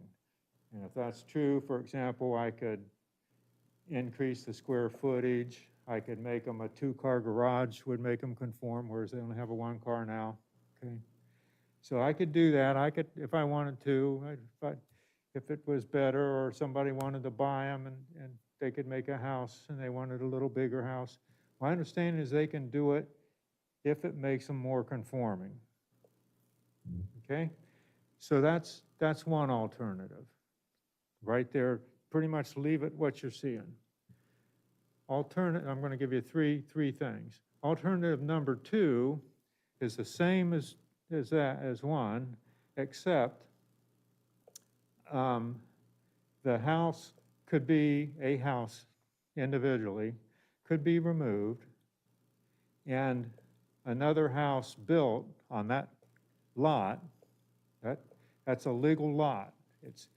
It's grandfathered, legal, non-conforming. So someone could decide anywhere along that long, narrow lot that they want to build a house. And if they did that, for example, on the first left to right skinny lot, they could go way out in the back, like 3/4 of the way to the west, and build a house and build a real long driveway and run their utilities. And the standard usually is to make what's the front of a house face the road. And if they did that, the front of that house would be looking at the backyard of the new expensive house Susie's to the south. So it'd be a pretty awkward situation, but there's nothing stopping them. That would be the convention. And then, so what they'd probably do is go back there where there's no trees and put a house in. And then the upper one would probably do the same thing and go back a little ways to where the trees just begin, and right in front of the trees put a house. So that's really alternative 2, and I think it doesn't require any request of BZA whatsoever. Okay, now let's change pictures to this will be alternative 3, and this is what I requested an opinion of the BZA before I went to Delaware County. Try to get it cleared up here first. And that is retaining, my request of the BZA is that I want to retain the legal non-conforming status of the 3 lots, and particularly of the house and detached garage off of Rome Corners, the west lot. So we had 6 pieces that were legal non-conforming. I want to keep at least the 3 lots and the Rome Corners and don't touch it much. And so what's being done here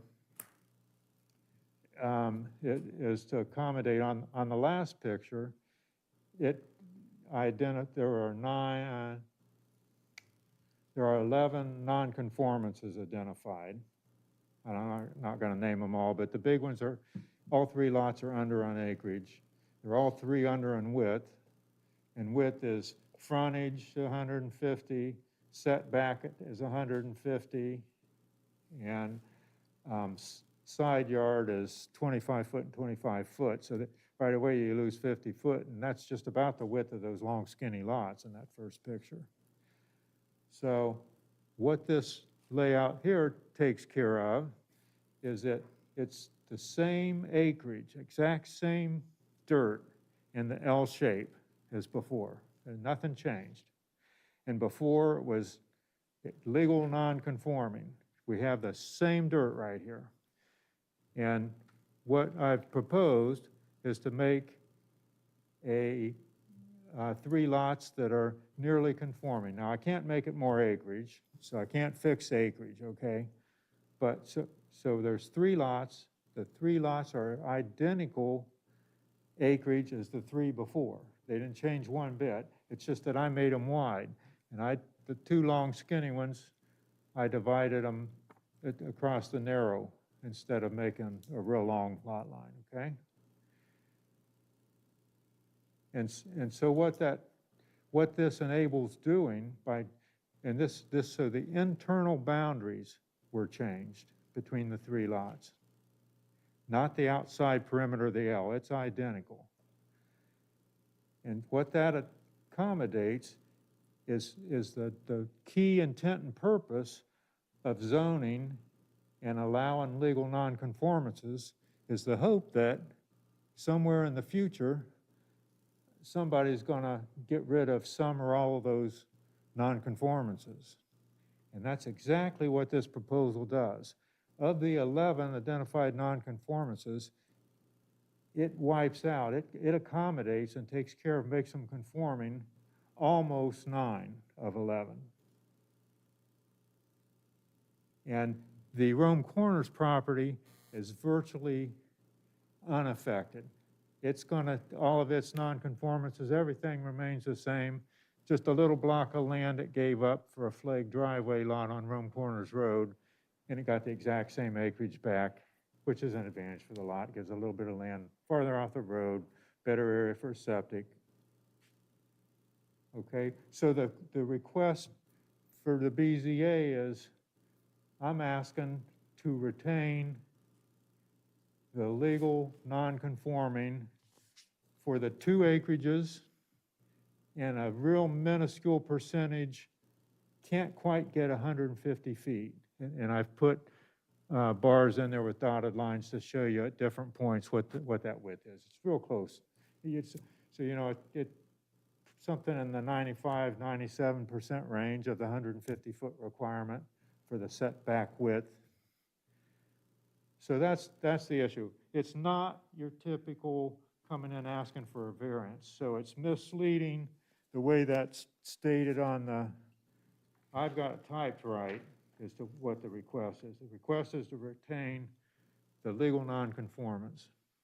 I didn't specifically come in and ask you for a variance for lack of acreage or a variance for lack of footage. I came in and asked to keep my legal non-conformance. There's a lot of legal precedence cases where landowners have rights, and that's the whole concept of having this category in your section 25, which is what I applied for here, of landowners to retain their rights, that it is illegal. It's a state of Ohio code. It's illegal for township zoning to zone out properties by just changing the zoning code. And that's why we have legal nonconformance. And I'm asking to retain that and take out almost 9 of 11 nonconformances. Mr. Chairman, can I ask questions? Go ahead, I'm ready. So I'm done with my, It would appear that your approach here would result in a lot that's 1.41 acres and 1.32 acres, which would be roughly 70% and 66% of the 2-acre minimum for that community. How do you account for that in your perspective here, given that other folks have had to combine lots in order to remain in compliance? They elected to do that, and what they did does not make it that I have to do that.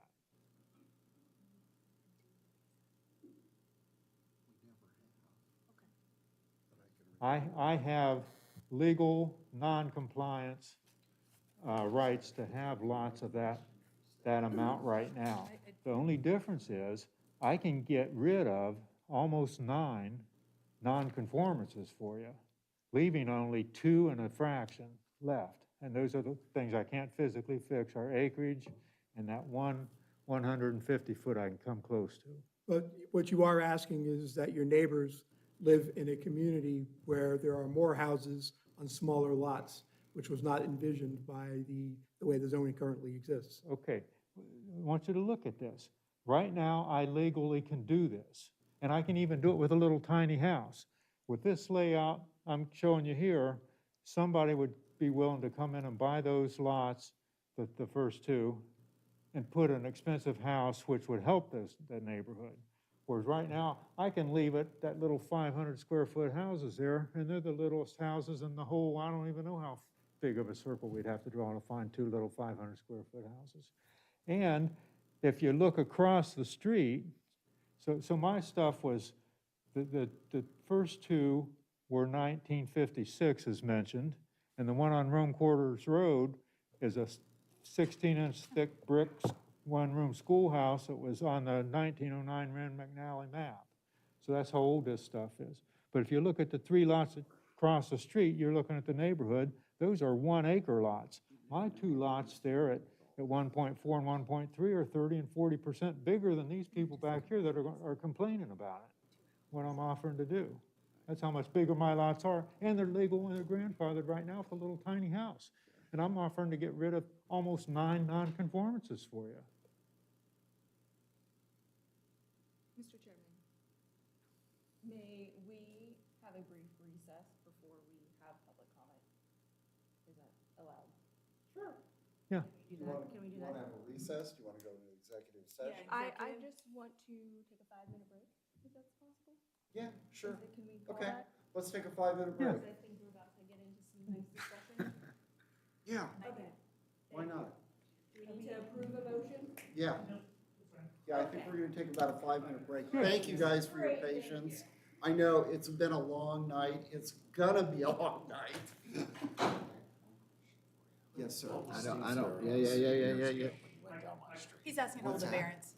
Yeah, he's asking about I an didn't old hear. variance. My, Steve, my neighbor.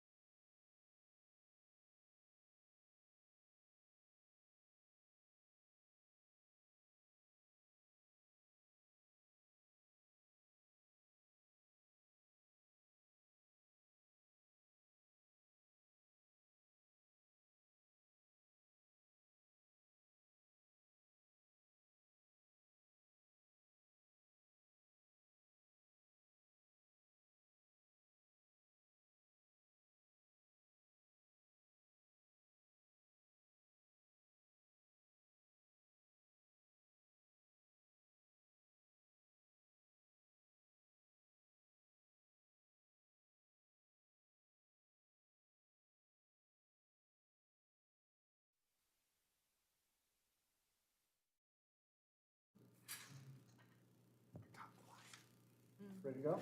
Yes, good. Okay, we'll start up again, and any other questions for staff or the applicant? We'll get to that. We'll come back. Yes, sir, One applicant. quick comment. Of the letter that arrived late today. I can't hear a thing you say. There's- That- There we Is the go. microphone okay? Of the email that arrived late today from one Uh-huh. of the residents, one of the core issue was they were, and it goes along with Mark's comment maybe, was talking about this area and what I should have to do because of what the neighbors did. There's nothing that says that there couldn't be three distinct owners here. The complaint was made that because I own all three of them, that for some reason I should have to put them together. There's no requirement for that. Well, yeah, what you have to understand, and we're going to hear public comment in a second, what you have to understand is that we listen to public comment. Yes. Okay, we take, and this is public comment, Yes. okay, which is fine. We take that into consideration. It's like, here, I got to describe, the only way I can describe it, it's like baking a pie. It's another one of the ingredients of the application. And how much credibility we put on it depends on the situation. Yes. We don't just summarily say, well, this guy's against it, I guess we'll vote no. That's not how it works. So, good? Can I ask one question for staff before we move Yeah. on? I'm Sure, sorry. go ahead. If we were to vote on something tonight, what will we be voting on? We'll be voting on a variance to allow the change in the property line, to allow for there to be 3 lots? So, no, the request is to create lots that are less than the 2-acre minimum requirement. So he is asking for a variance, Correct, even though he says he's not asking for a variance? correct. And Because then- so the statement that the applicant is making about the nonconformities is true. He is allowed to keep the legal nonconformities as is. If he chooses to tear down the houses that are currently there, he could put up a new house on the property as long as it Right. fits any of the zoning standards for the rural residential zoning district. Now, that may be difficult because of the shape of the lots, and he would maybe need to get variances for that, but that is what we have also done on the lots on Beach and Hickory that are zoned rural residential that are 0.8 of an acre of a lot. We take that into account when thinking about variances for the houses on that individual lot. I also agree with the applicant, and staff agrees with the applicant, because I spoke with Mr. Director Schaefer about this. The density argument is incorrect in the public comment. The density would not change. It's currently 3 lots. It has 3 houses. 3 lots, 3 houses is going to be the same no matter what. Right. So, but again, I just want to make sure that everybody understands, we are not taking away the legal nonconformity. If the applicant chose to take down those 2 houses on the Worthington Road properties and build 2 new houses on those Worthington Road properties, he has that right. With or without But- the variance. Well, the houses may need a variance to be able to be built, but he has that right to be Right. able to build Well, on the, we regardless of can't, what we we, do today. we can't tell him because his lot is nonconforming, he cannot build there. Right. But if he wants to change those lots, that is when he loses that legal nonconformity for those lots because he has now made amendments to the legal nonconforming lots. Okay. So we can't grant his request to keep that non-conforming. Well, you can take that into account in your decision on whether or not you want to allow him to create new lots that are less than the 2-acre minimum. I do have a question that just occurred to me. You also wanted to include the lot at, was it 4077 room quarters? Correct. Okay, doesn't staff, So staff said that we could not vote on this right here without adding that property onto the application. That's republish? why the applicant already stated he would like a continuance, but he also has the option to continue this meeting and get input before we continue. And that is what he chose. So he's actually not asking for a vote tonight? He already requested a continuance. All right, so this is Oh, a fact-finding where was I? effort Was then? I out of the room? All right, this is a fact-finding effort. This is just a part of the hearing. Okay. And he wanted to have that hearing now and then continue the hearing to then re-advertise and add the 4077 Rome Corners onto the And then application. we'll see you And then we next will, month. and then we will continue make a the same decision. hearing when we right. reopen the hearing. It doesn't have to be next month. If the Well, applicant, if the whenever. applicant wants to continue to a later date, he could do that Yes. also. Okay. Real quick, forgive me for, does this board have the authority to say that the nonconformities can continue after the lots change? No. Right. So that seems the crux of So, the, yes, correct. So once the lots would change as proposed, that would then cause zoning violations on the properties. so I believe what the applicant is asking for, we don't have the authority to get to Correct. What, grant. yes, that was basically what the breakdown was that Director Schaefer provided in that email. Sure. Was even if this was approved by the Board of Zoning Appeals, these other issues would now arise from this.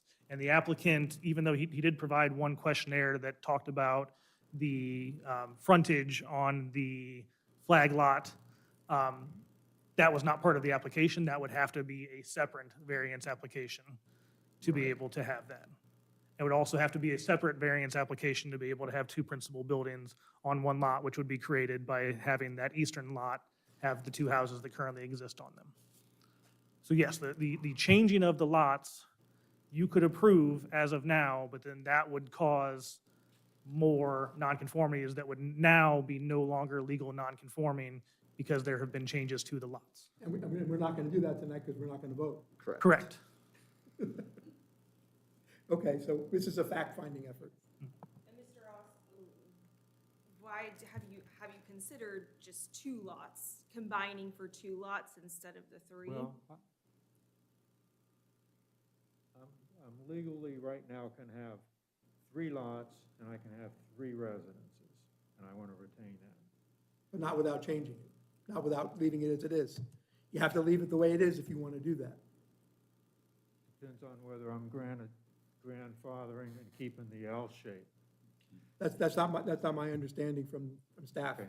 Correct. As we explained in the email that Mr. Schaefer sent to you, once you make changes to the dimensions of the lot, you have lost your legal nonconformity of the lot size of the current lots.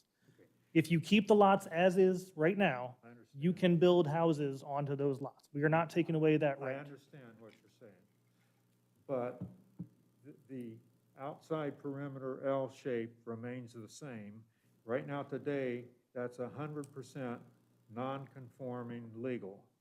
And I'm proposing that stay that way. So all I'm doing is a minor inside change.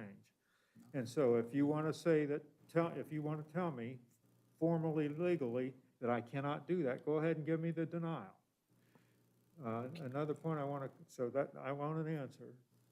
Another point I want to clear up that was mentioned is that on the first one, not this layout change, but on the first one, that legal non-conforming, if you look at your code in the 25 section here, it clearly says that if you're legal non-conforming, you automatically have a variance for area acreage, and you have a variance for width, and automatic. So those lots, I could put a house anywhere along those lots, and I'm not going to be constrained because of an acreage problem, because the lot's already approved, it's grandfathered. Okay. The lot itself is. So if you continue through that entire section of section 2502, the final sentence states, variance of yard requirements from the required standards shall be obtained only through action of the Board of Zoning Appeals. Yeah. So but if you the wanted to above- build a house on that lot as it sits right now, but it does not fit the side setbacks or the front setback or the rear setback, you can do that, but you would have to get a variance for those setbacks through the Board of Zoning Appeals. Okay, I want you to read the sentence right above that. Mhm. Yes, yard dimensions and requirements, other than those applying to area or width, Okay, or above both of that. the lot, Above the yard. to the thing. regulations for the district in which such lot is located. Setbacks have Above to, that, right above that, it excludes acreage and it excludes width. Automatically Yeah. grants your grandfather So- for those two things. so we can't take one sentence and not, and avoid the others. We have to take every single sentence as the entire Right. regulation. It says that those two things are grandfathered, all the other measurement variances, yes, come So, through BZA. so what it's stating in here is that you have the right to build on your legal non-conforming lot, even if that lot does not meet the width. It says this provision shall apply even though such lot fails to meet the requirements for area or width or both, which it does. And it's saying that you can build on that lot. We cannot tell you you're not allowed to build on that lot. That's what this is saying. And we are not telling you that you can't build on that lot. What we are telling you is once you change that lot, you have lost your legal nonconformity. It is no longer the legal nonconforming lot that it is. Yeah, I was talking about the prior map, this one right here showing. Yes, correct. You can build houses on those lots as is. You may need to get variances to be able to build on I those don't lots. have to have a variance You for do. acreage. That's what the Mr. last Chairman, sentence can we states. move to public comment, please? That's not how I read it. Can we move to public comment, please? I'd love to. Let's move to public comment. For any member of the public wish to speak regarding this application. You want me to move off? And Paul, no. Sir, yeah, please come up to the podium. Actually, I have more questions, probably for Mr. Benson. Name and address. Yes, Kevin Martin, 4021 Worthington Road. Is it possible to, Oh, yeah. sorry? We good? Is it possible to bring up the auditor's overhead shot of this property? Yeah, there we go. There you go. I just want to point out, and I don't know if this influences anything, this area right here on this property is actually a pond. And I don't know if that changes anything, and also, if you actually look, this second dwelling is actually partially built on that other piece of property. Just wanted to put that out there. Sure. You mentioned that in Those your. are legal, non-conforming, existing. We can't tell him to move it. Okay, I just wasn't sure if it would change anything. Since this is going to probably be continued, I'm going to actually reserve the rest of my comments for the next time. we meet. Okay, and that's fine. I wanted to get public comment out of the way so people that have already been here for 2 hours don't have to haul back down here at another date. But that's your choice. Yeah, I want to see the final We're a paperwork that we're friendly actually going to be group. We're talking happy about. to see you again. Thank you. Okay, next. Yes, ma'am. Name and address. Kelly Susie, 4,000 Worthington Road. And I just was going to say, like, we would be thrilled if you fixed up the current homes that are there. Having gone through the process, moving things makes it like super more complicated. Or sell them, either way. Like, you're going to get a great price for these lots, and, we appreciate, are not exactly sure. Yeah, just address the board. Oh, not I'm the so applicant. sorry. Yeah. Okay, I didn't know. I felt like I feel like there are a lot of options that meet the code and the requirements that are out there, and that's fine. Thanks. Anybody else?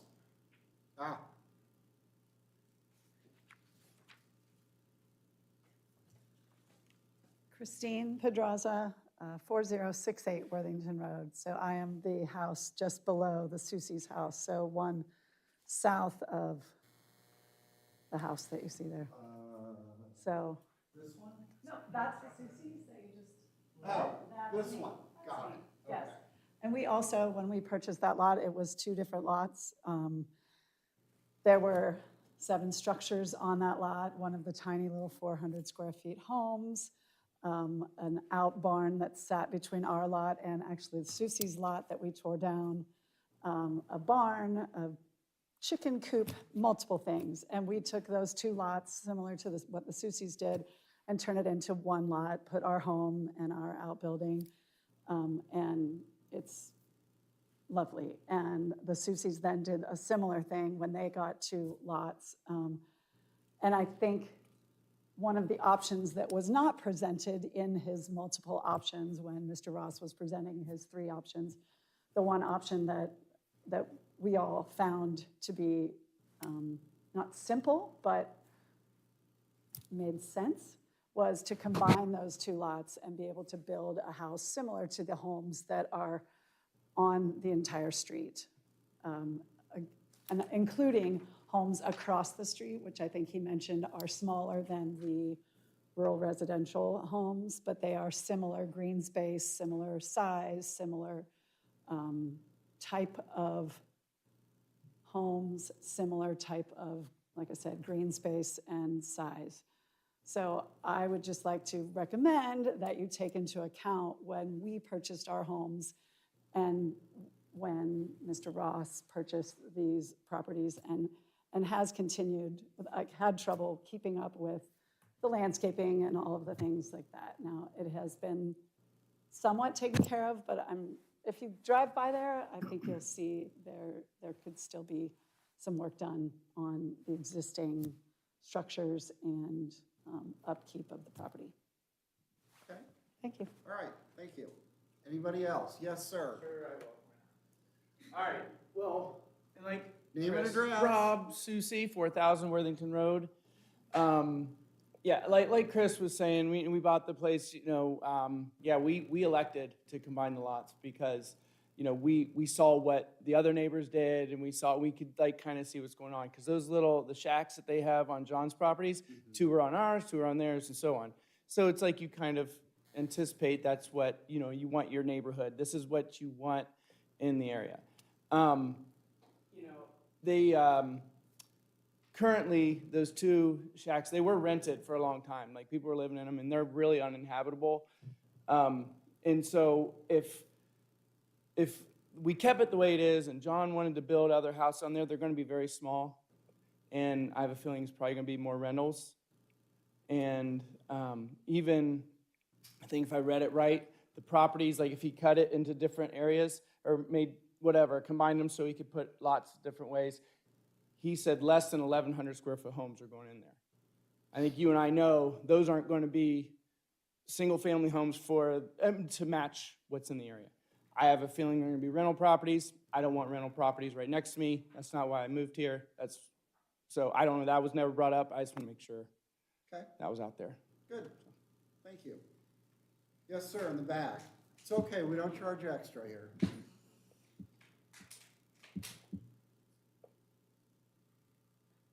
Chris Pedraza, 4068 Worthington Road. Thank you for the time.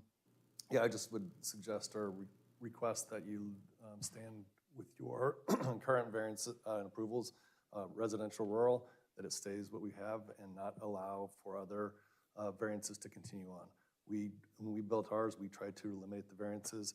That precedent has been set, and would like to therefore continue that going forward if at all possible. And echoing what the Susie said and what Mr. Martin said as well, that we think that it's just rejecting this request would help everybody and continue the status that we have today, if not even maybe forcing or encouraging, I shouldn't say forcing, encouraging a consolidation of those lots and continuing the residential rural zoning that we have today. So did you combine 2 lots? Is that what you Right. said? Okay. Thank you. Okay, thank you. Anybody else? Okay, hearing none.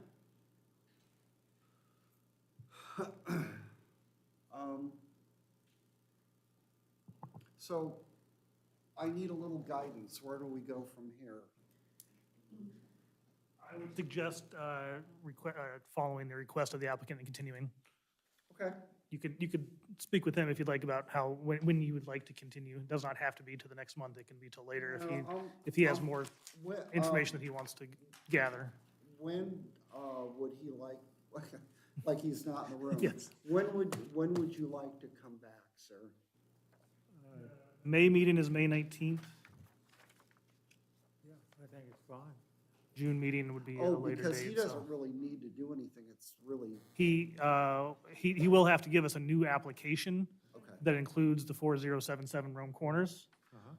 So that will be required, because we then have to re-advertise to show that that property is part of the Are variance you request. comfortable with May 18th? Because we moved the May meeting up to May 19th, it might be a very quick turnaround. Oh, right, because that Friday, the cutoff is what, 10 days before that? It would, no, Here, I can- we have to advertise at least 10 days before that. Yeah, So I can we actually would have tell to you. have it at least 17 days before that. It is. So it would be May 2nd, which is Saturday. So you would need to have the materials in by Friday, a new application in by Oh, Friday. that, yeah. Or you could move to the June meeting. So you need a replacement application by Friday. Correct. Or, Tuesday the or, 23rd.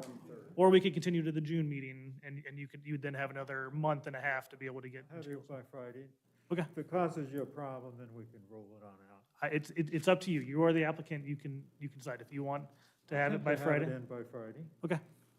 So you want to continue it to May 18th, May 19th. 19th? That's what I said. All right. I'll make a motion. Do I have to do anything else? It's on, Oh, jeez. Is there any discussion? Yeah, I got it. Want to All have right. prior to the motion? You can. I would Make a suggest to motion to staff that we continue wait it- on to until continue- the next hearing. I'll make a motion to continue the public hearing for the subject application known as 3982 and 3994 Worthington Road, BZA case 2026-13, until May 19th at 7 PM in the Genoa Township Hall. Additional revised materials will be due to the Genoa Township Development and Zoning Department by May 1st at 4 PM. So I, second by Ms. Yu. Discussion? Okay, Mr. Campanella, Yes. Ms. Ludlow, Yes. Mr. Wilcoxen. Yes. Ms. Yu, yes. chairman votes yes, motion carries. Thank you, sir, we'll see you in a month. Thank you, members of the public, for attending. You can leave whenever you want. What's that? You can give me. Oh, you're allowed to leave? Sure. Now, here's what. We're the only ones that can't leave. Yard We have more hearings, so give me a call tomorrow. Oh, we'll talk about it. Okay, and the hearing's concluded at 9:13.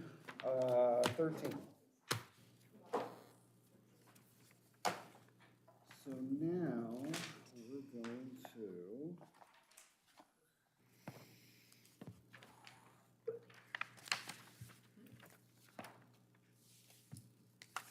No, not that. Page 12.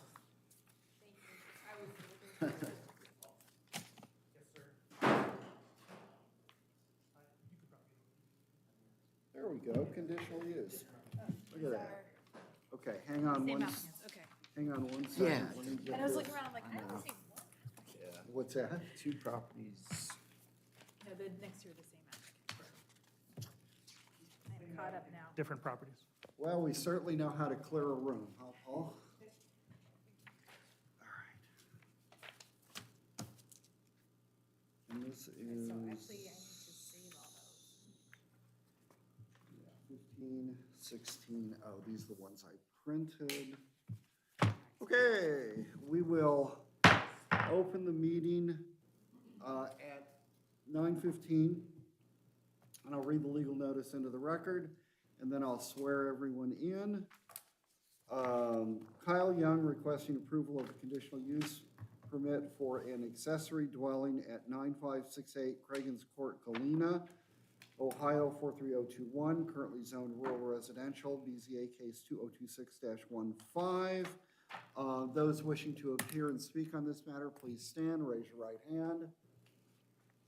You know you're going to, so, I haven't been here long enough to know, but the wife, yeah. Okay, you swear to tell the truth, the whole truth, and nothing but the truth, so help you God? Yes. All right. You guys can come up to the front table here if you'd like. Kyle Young requested, let's see, oh, we did that. The legal notice for this hearing was printed and published on April 15th, 2026.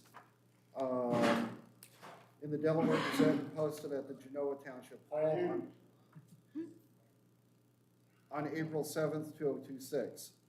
An attempt to mail notice of the hearing to property owners contiguous to and across the street from the subject property was also made. The following are marked as exhibits A through E: the legal notice, the sign-in sheet, the application, the staff report, and any public comments received, which we did, I think, received one, if I'm not mistaken, between March 18th and April 28th. And we will begin with Mr. Benson with the staff report. Thank you, Chair. So the Britton Woods subdivision was platted in January of 2019. The applicant purchased this property in February of 2019. A permit was approved for both the single-family residence and the accessory building together in March of 2019. The property owner of the applicant met with staff in August of 2025 to discuss options for a property he had recently purchased on Sunbury Road. As part of that conversation, he had mentioned that there was living space in the accessory dwelling on this subject property of 9685 Craigens Court. Staff then told him that he would need to be required to get a accessory dwelling conditional use for that living space in the accessory building, or else it would be a zoning violation. Obviously, he has since done the application for conditional use. The applicant did submit responses to all of the conditions that are listed in section 1713, which lists all of the conditions for an accessory dwelling unit. Staff generally agrees with the responses that the applicant provided. We did not have any issues with their statements.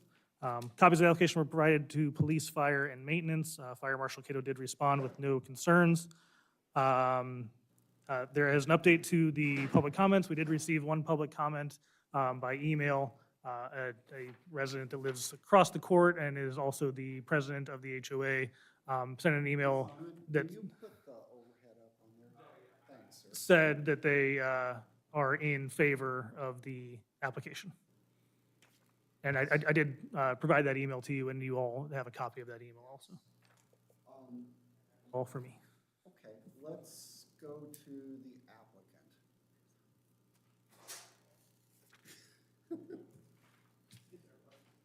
Oh, yeah, there you go. So, yeah, like I said, when we built this house, I can't remember when we built it, but somewhere along the way that the fact that we needed an accessory dwelling permit was missed, so we're just here to correct that issue. So you have a detached garage, correct? Correct, And you built living space over the garage correct. that requires a variance. What's the purpose of the living space over the garage? It's I can speak to that. There you go. I'm Jen Young, Okay. and this is actually not Kyle Young. I'm Jen Young. Kyle Young is my husband. He's on business right now, so Oh, this you're the is, builder. yeah, I just Ah, wanted to, Yeah, this you is the introduce- well, builder. I guess I Yes. should have introduced myself. My name's Yes, Jason I just Snyder. wanted to clarify that. Jason Snyder? Okay. Yes, he is. Yes, the builder. And for clarification, when we moved in the week that everything shut down for COVID. So all of our inspection was done via drive-by at the time. And so, if you can believe that, they were in the cul-de-sac and just sort of did a drive-by. And so everything was approved. And so we've been living there since then without realizing until going to build our new home and get approval for that this was required. Jason, you were the builder on this property? Well, actually, when we built that house, I was actually working as a carpenter building that house. I was not a You member were of the the. contractor, you were just there. Correct. Okay. And the purpose of the living area over the garage then? So it's mainly an in-law quarters. My parents live in Florida and they visit us periodically, not for long, couple weeks at Christmas, couple weeks in the summer, and they stay there. It is largely, I would say 90% of the time, maybe more, unused. Not used for No. commercial? Oh, no. wells, No. Verbo, anything like that? Oh, no, no. Okay. And that would be a violation of our HOA codes anyway. Okay, I don't think I have any other questions. Anybody? Obviously, no issues with the HOA as it Yeah. stands now. Yeah, no. So your HOA is okay with this? Yeah, they were in favor saying, Oh, is that- nope, Yeah, saying that's no the- problem with it, that's we're the good with president. it. That's the president of the HOA, yes. So did you build the accessory building or you bought it with the accessory building? We built that home. Gotcha, okay. Yeah, Okay. yep. Was it with the original plans? Yes. Ah. Okay. Okay. Okay, God, it's pretty, I saw somewhere. I saw the drawing of the garage, and does it cover the top floor of the It garage? covers the entire three-car garage top floor. I Yeah. believe it's about 1,100 square feet. It's just a 1,100. basic one-bedroom living, open living kitchen and one bedroom with a bathroom.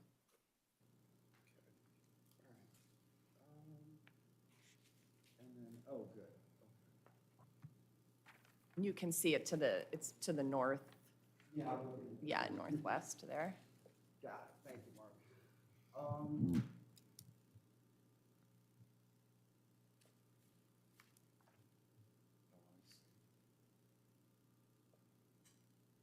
How many houses are in the development? I believe there are currently 12 built, and there are 13 lots. One has yet to be built. It's purchased, it's just in design right now. The rest is built out. Okay. And the developer doesn't have control of the HOA or anything? No, like that? no, It's no. It's the residents? Yes. Okay, all right. It's apparently these residents. Zollers, yes. Yeah. Okay. Then, any questions from the board? Anybody? Okay, then let's go to public comment. Mr. Whelan? And just because you weren't here, you're limited to 3 minutes. Huh?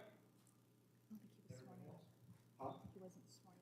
Yeah, I wasn't here know. when we did You this. swear to tell the truth, the whole truth, and nothing but the truth. Yeah, I heard you, but I'm swearing you in anyway. So help you God. Thank you. Make sure the microphone's on. Gotcha. Rick Whelan. Go ahead. Rick Whelan, 9500 Britton Woods Drive. Chairman or Chairperson Mark, I'd like to present you with this.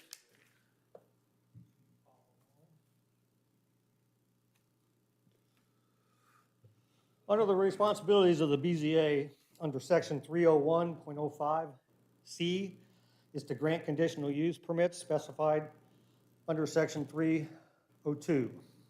Section 302 states that at a minimum, the application shall contain the following. On our application page that was turned in, there's some missing information, and we'll get back to that if we need that. But let's move along. On section 303 of the conditional use standards,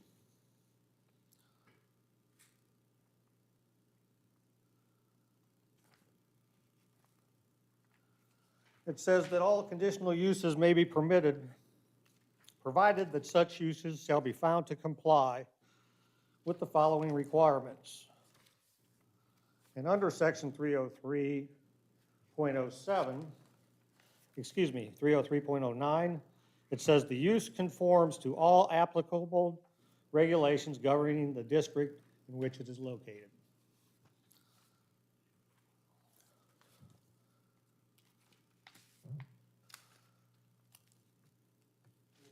Section 101 says you guys have jurisdiction in this area, and it says that the provisions of this resolution shall apply to all lands, buildings, and uses within the unincorporated area of Genoa Township, which I believe this application is.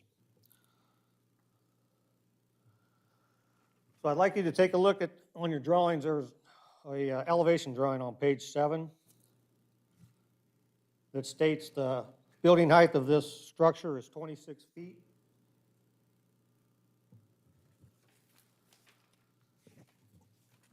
In our zoning resolution under definitions, building height is defined as the vertical distance measured from the average elevation to the finished grade, which is shown in this drawing.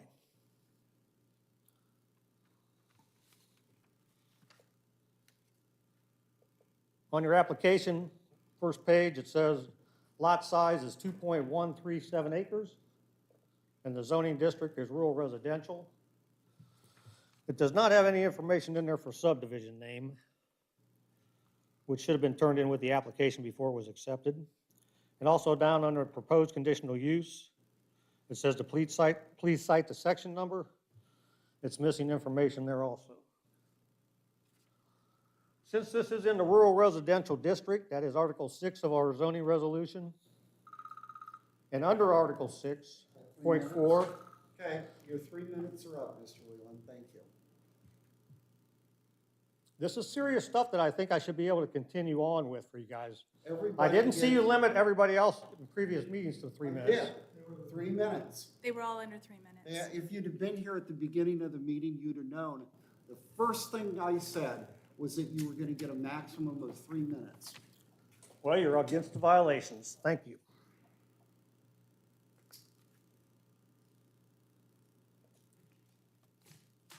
Okay, let's go back to the board. Mr. Chairman, would you like me to help with the findings of fact around the conditional use? standards? Certainly, absolutely, I would. Okay. For purposes of evaluating requests for conditional use approvals, we have a set of standards that we try to adhere to by law to ensure that these standards are consistent and fairly applied across all applicants. The first one is, will the conditional use be detrimental to or endanger the health, safety, morals, comfort, or general welfare of the public? And based on this application, I would say no. The accessory dwelling is an accessory use subordinate to 6,900 square foot primary home on 2.13 acre lot. The structure was built with all required permits. Adequate off-street parking exists via the existing driveway. Utilities and a septic serve the structure from the principal structure and are stated to be adequate. The fire marshal reviewed the application with no concerns. The second condition is whether the conditional use would be injurious to the use and enjoyment of other property in the immediate vicinity or substantially diminish and impair property values. Based on what we've seen here tonight and the survey of the request, the answer is likely no. The property is located in the Brittonwood subdivision, a rural residential development on large lots. The ADU is on a 2.13 acre parcel set back from the neighboring properties with appropriate separation. The structure is designed to be compatible with the primary residence in scale, materials, and appearance. No neighboring property objections were received, at least in the email. And the applicant noted in the narrative that the use has not and will not adversely impact neighboring properties in terms of noise, traffic, lighting, or privacy. Next criteria is would the establishment of the conditional use impede the normal and orderly development and improvement of the surrounding property? The answer to that is no. Brittonwood subdivision is an established residential development. The accessory dwelling is a guest house for family and personal guests and does not introduce commercial or incompatible uses that would impede development or surrounding properties. The lot is at the minimum 2 acre standard for the rural residential rural district and fully accommodates both uses without overcrowding. The next criteria are adequate utilities, access roads, drainage, and other necessary facilities provided. The answer is yes, assuming that you built your septic and whatnot to include the individuals who would be living there. Utilities serving the accessory structure are stated to be properly installed. Access is via the existing driveway. The applicant confirms utilities and septic are served from the principal structure and are adequate for the intended use. No infrastructure deficiencies were identified by staff, police, or maintenance departments. And then finally, is the conditional use consistent with the intent and purpose of the Genoa Township zoning resolution? And the answer to that is yes, in the view of this board member. The zoning resolution expressly contemplates accessory dwellings as a conditional use in the rural residential district under section 604 and provides specific standards for them in section 1713. The proposal satisfies those standards. The use is limited to non-commercial guest accommodation for family and personal guests, which is consistent with the accessory and subordinates character the resolution intends for such uses. I open up this to the board for further discussion. Okay. Any comment? Here, let me get this out of the way. What the public commenter presented me was a copy of the zoning resolution. Actually, it is not the current one. It's from before. The new one was implemented a week or two ago, I believe, which, That's not in effect yet. That only goes into effect May 14th. I'm sorry? The new zoning resolution has to wait 30 days in case there's a referendum, so it's not in effect until May 14th. Okay. Um, And the fact that there may or may not be omissions on the application are not necessarily relevant to the overall application itself. So, that just for some transparency, so you guys understand what I'm doing. All right, so I'm just gonna say this about that. These accessory buildings with living quarters over the garage are becoming more and more, we're getting more and more of them over time as the population ages, blended families, parents move in with children. We see 4 to 5 a year of accessory buildings that have living space. We did one up here by the governor. I know we've done a couple of, I think we did one along here someplace. But it's not atypical and it's conforming. And I would just, I'll throw it out there, that if the variance is not approved, then the homeowner is faced with removing 1,100 square feet of living space, which I think is not in the public interest,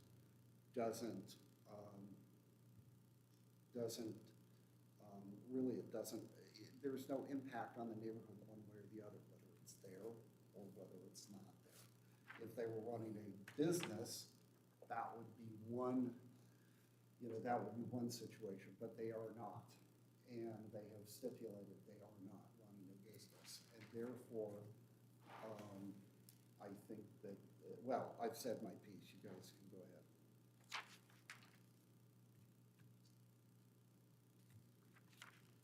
Any other comments? Just you review the standards in section 1713, just so we get it on record that you have reviewed that and make sure that it complies with all of the conditions for the conditional use. That was section 303, that's also, Okay. yes, but I didn't that- realize that was section also- 1713 Martin, is you wanna also, do 1713 the script, so.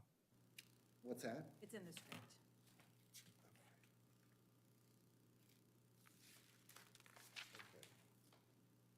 Oh, I see. All right. Well, does somebody want to do that, or do I get to? Okay. The following sections of the Genoa Township zoning resolution contain specific conditional use standards applicable to this request. Section 1713, accessory dwellings. The board reviewed the application based on the requirements listed as follows. Accessory dwellings shall only be permitted in zoning districts in which they have been expressly authorized within this resolution. Conditional use approval shall be required unless otherwise specified.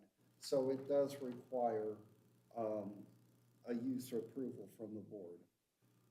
Accessory dwellings shall only be established on lots that are 1 acre or greater in size. It does meet that criteria. The number of accessory buildings containing an accessory dwelling shall be limited to 1 per lot, and it meets that criteria as well. 1 accessory dwelling shall be permitted within an accessory building. And I think the applicant has testified that it does meet that criteria also. An accessory dwelling may comprise up to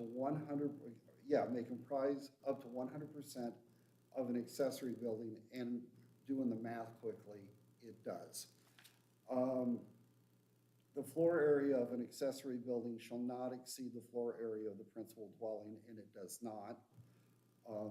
The applicant has demonstrated that it does not.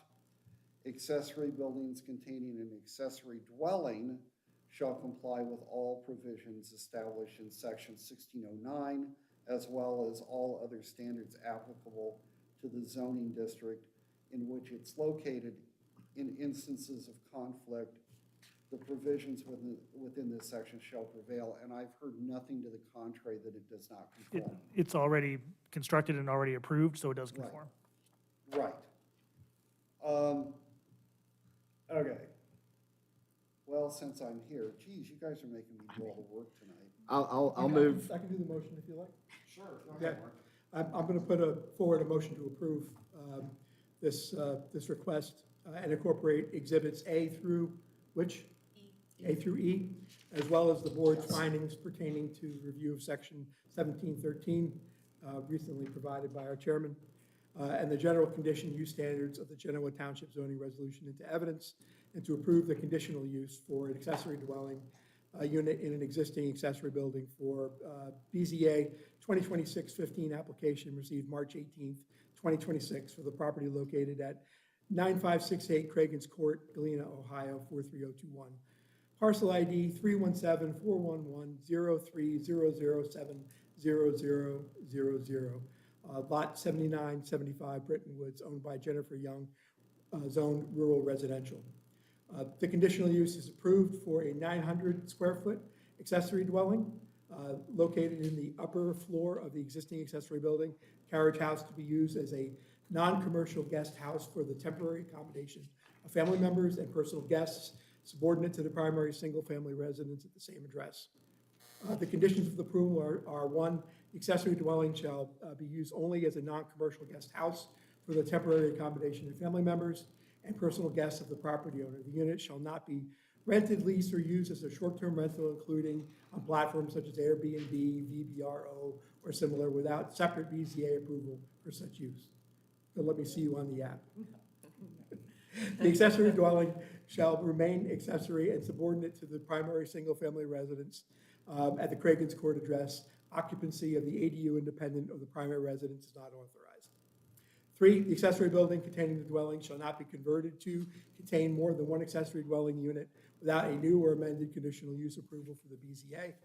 All required permits, zoning, otherwise shall remain current and in compliance. Any material alteration, expansion, or change in the use of the accessory dwelling shall require a new or amended conditional use approval. This use approval is granted for the property at 9568 Craigens Court, lot as indicated and parcel as indicated, and runs with the land. And the authority is granted to the zoning inspector to verify continued compliance at their discretion. I am so moved. Second. Okay. Discussion? All right, then I will call a vote. Mr. Campanella? Yes? Ms. Ludlow? Yes. Mr. Wilcoxen? Yes. Ms. Yu? Yes. Chair votes yes. Motion carries. Variance is approved. Beautiful home. Beautiful home. Thank you so much. Appreciate that. Okay. And the hearing is concluded at 9:39. All right, now, seems as though you have another application. Yes, sir. All right. I'd really like to take a break, but we're not going to. Okay. Calling the hearing to order at 9:40. And I'll read the legal notice into the record. Let me swear you guys in, and then we'll go through it. So, you swear to tell the truth, the whole truth, and nothing but the truth, so help you God? Thank you. Be seated. Okay, Kyle Young requesting approval of a conditional use for an accessory dwelling at 3010 Sunbury Road, Galena, 43021, currently zoned rural residential. And that's RR. This is BZA case 2026-16. The legal notice for this hearing was printed and published on April 15, 2026 in the Delaware Gazette and posted at the Genoa Township Hall on April 7th, 2026. An attempt to mail notice of this hearing to property owners contiguous to and across the street from the subject property was also made. The following were marked as exhibits A through D. It's supposed to be E. Huh? It's supposed to be E, sorry. Well, It's it typo. says A through D, but we didn't have any public comment on this. I know, but it's still A through E. just in case. Okay. A through E, legal notice, sign-in sheet, application, staff report dated April 28th, 2026. Oh, I see. All public comments received between March 18th and April 28th. Okay. Well, I just lost my place. I guess we'll start with staff. Get me off the hook. Thank you, Chair. So the applicant purchased this property in August of 2025. Staff was unable to locate any approved permits for the buildings that you see in the aerial on the auditor's site there. But that is okay because those buildings have since been taken down. It is now an empty lot. There are currently no structures on the property. The applicant met with staff in August of 2025 to discuss potential options for constructing a house in an accessory dwelling on this property. He had gone through some property transfers with some access issues that he had with the neighboring property. He has since gone through with those. And we explained to him that this lot here would be a buildable lot, even though it does not have any frontage to the road, but it is an existing non-conforming lot, so therefore it is able to be built upon. Flag lot? It wasn't a flag lot at all. It's actually just a landlocked lot that is off of the road, and it borders the So it reservoir requires- to the it west. requires an easement So, for access? correct, but they've, I believe, since fixed that by doing a lot transfer with the lot to the north to be able to have their driveway run through that property instead. In September 2025, staff received an email from Delaware County Regional Planning Director Scott Sanders. Mr. Sanders stated there was a lot transfer of 5 acres that are adjacent to 3010 Sunbury Road. The applicant stated that they were planning to transfer this property from the original property owner for driveway access. Mr. Sanders noted that the deed for the new lot states that it is not an independent building site. So as of right now, they cannot build on that new lot for the lot transfer unless they go through the regional planning process again to be able to change that deed and have it be a lot split as opposed to a lot transfer. But that doesn't really have any issue as far as what the accessory dwelling is. Application just wanted, it's more for just informational purposes. Once again, the applicant submitted responses to the conditions listed in section 1713. Staff generally agrees with all of the responses that the applicant provided. It states in the memo that a zoning permit application has not been received for the new single-family residence or accessory dwelling. That has changed. They have applied for it. I had just not looked through my list of applications that were in the queue, but they did apply, and they have received approval. Those were approved last Thursday, April 23rd. So the house and the accessory dwelling do have zoning approval. Copies of the application were provided to police, fire, and maintenance, and Fire Marshal Cato responded with no concerns. We did receive one call from someone inquiring about the application. It mostly came down to they drove by the property at 60 miles an hour, and they saw the CO on the sign, and they thought it was going to say commercial, not conditional use. And so she was questioning what kind of commercial use was going to go there, and I explained to her what was being applied for, and she said, "Oh, okay, that's fine." And tell her to slow down, I think 60 is. Yeah, that's all that I have for you. Okay. And so, Jason, you're the contractor on this project then? Correct. Okay. You're the general contractor? Yes. Okay. And tell us about what you're going to do. I assume you're going to build a house? Yeah, there's gonna be a main house and then this guest house, which is, this guest house is gonna be a in-law suite again, where it's not. Over a garage? Nope, it's actually single-story Just farm style. independent? Yeah, where it's got a. Oh, and then the garage. garage is attached to the house? Yes, correct. Got it, okay. How large a house? It's like 1,400 square foot.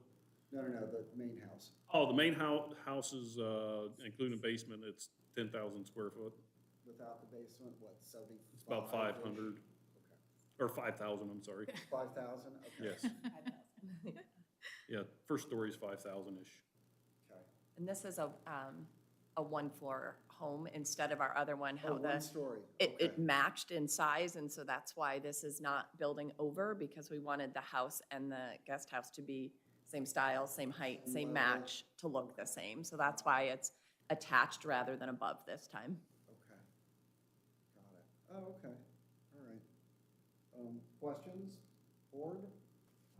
Quick question. Please. Is there a discrepancy between the staff memo and the application? The staff memo, I got a note here, lists the parcel acreage at 2137, while the application says 5 acres. Did I pick that up wrong?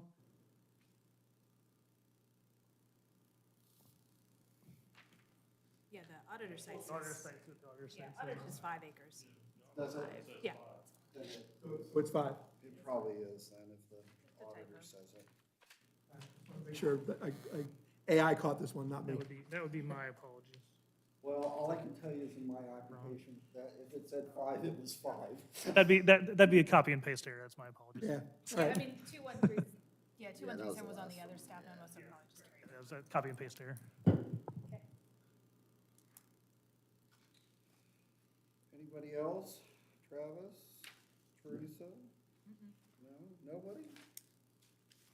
Okay, all right. Public comment, Mr. Whalen.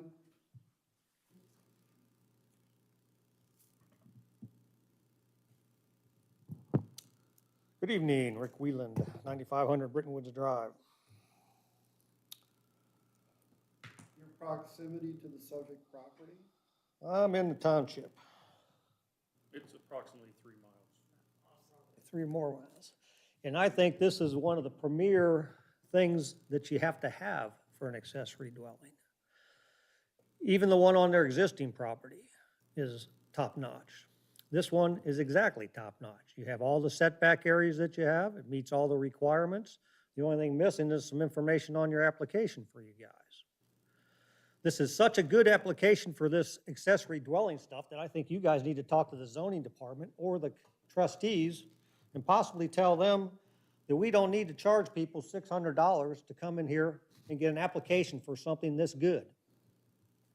When you have a site like this and it fits everything 100%, you're not asking for any variances, you don't have anything else.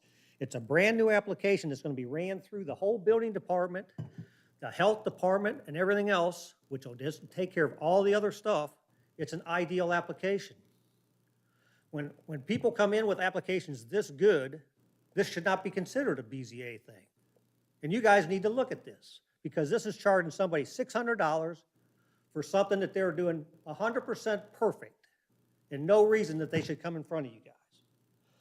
Not unless the last application didn't have any septic stuff to it that you knew about.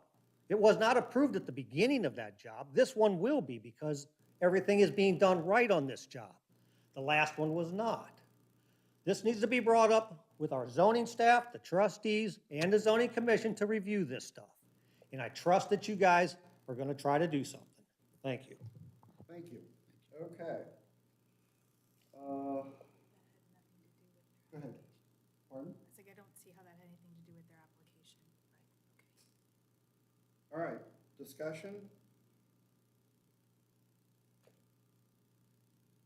Looks like a lovely project. Sure. Recommend you go through section 1713 again, just to Yeah, belt and suspenders, make sure that it's follows all the standards. sure.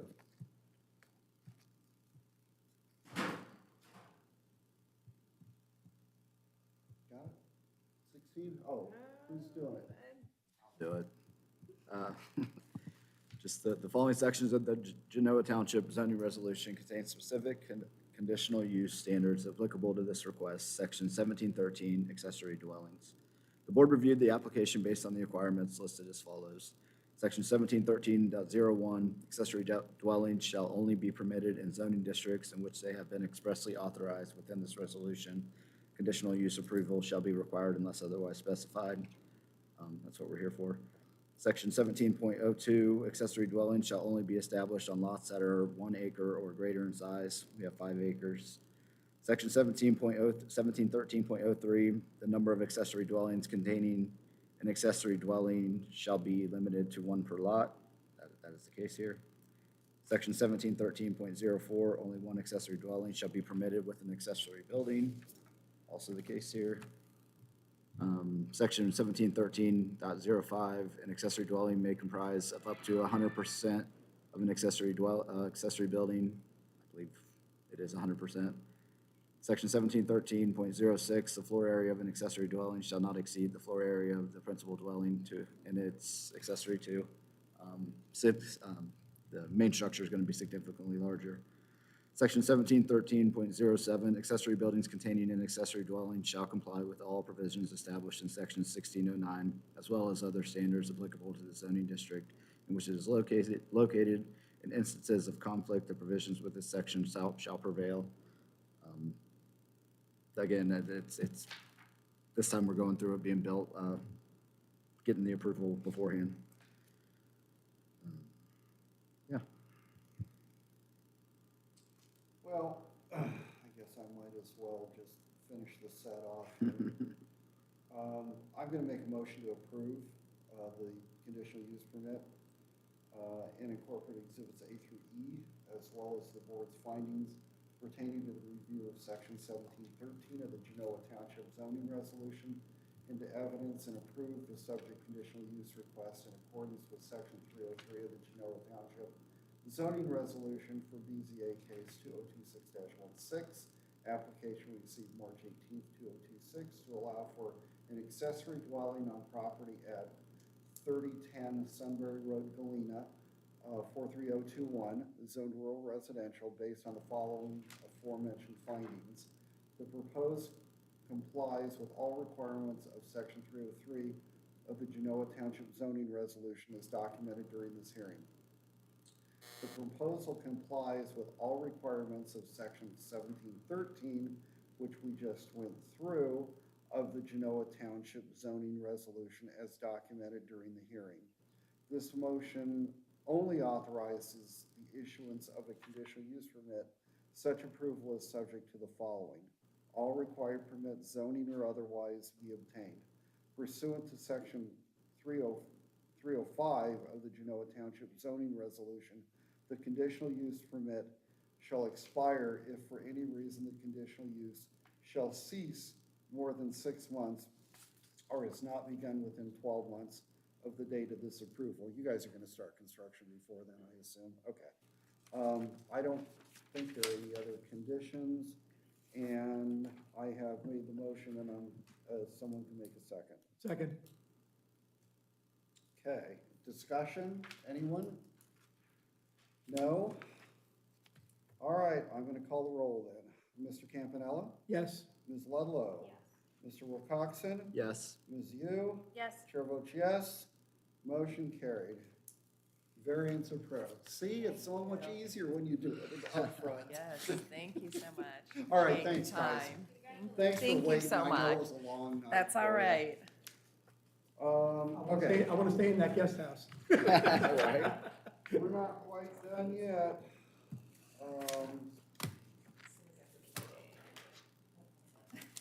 Don't you wish? Oh, you don't have it on here. Mr. So, no, you requested I took the election of officers off, so I did. So I did not requested- have those on there. Okay. So you can put them, we can do those in the May meeting. Yeah, An normally- update for the May agenda is we did not have any applications prior to last Tuesday's deadline. So all you have is the continued meeting from this Okay. evening for the May But- agenda. I would like to do that. And if everybody's okay, we'll do the officer elections then also. We've got the continuation, but I'd also like to have the prosecutor's office come in if Okay, possible. yep, we can See if try we can to do that. get somebody for that. So it's not like you're gonna come down here for 30 minutes and go home. We do have a new prosecuting attorney for our township. His name is Michael Bull. I have not met him in person. I will say he's very prompt with his email responses, and they seem to be making sense. They've been working a lot on a property on Jaycox Road for us, and he's been very helpful with that, so Okay. go with that. Yeah, And then the, if that's agreeable to everybody? Yes? No? Okay. Then I will entertain a motion to adjourn. well, I had one more thing, just to let you know. The zoning resolution amendment did get approved 2 weeks ago. It does go into effect May 14th. Some changes that would affect the Board of Zoning Appeals, especially things that have happened in the past. We have changed that the way that we measure building height for residential properties is no longer measured to the top of the structure. It is now measured to an average between the top of the roof and the bottom of the roof. So that will help with some of our height variances that we've had. Right. We also made some changes to the accessory building height variances because we had a few of those, like on Maxtown Road and on Braymore. We changed that limit from 3 acres to 2 acres. So now any lot that is 2 acres can be up to 35 feet in height.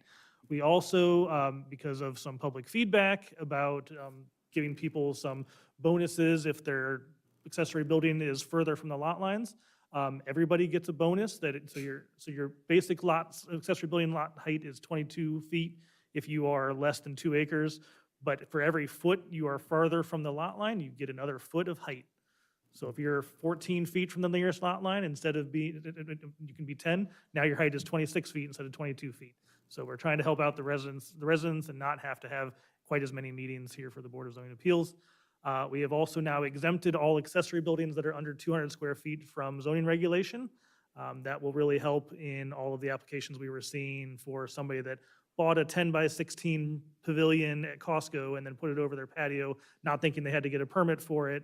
And then it was an issue because they also had a 100 square foot little shed in their backyard that they kept their kids' bikes in.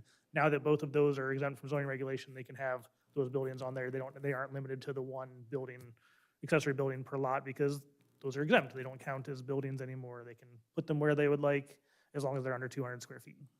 Okay. Well, sounds like a good time. Very efficient.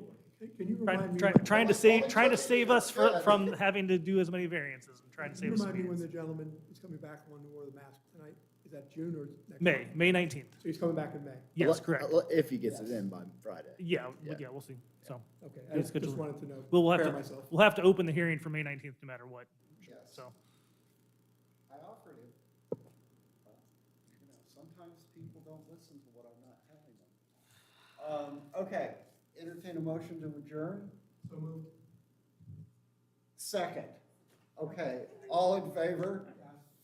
Opposed? All right, we're adjourned. Hey, we were 3 minutes under. I was like, it's gonna be 3 hours, right, Paul? Good,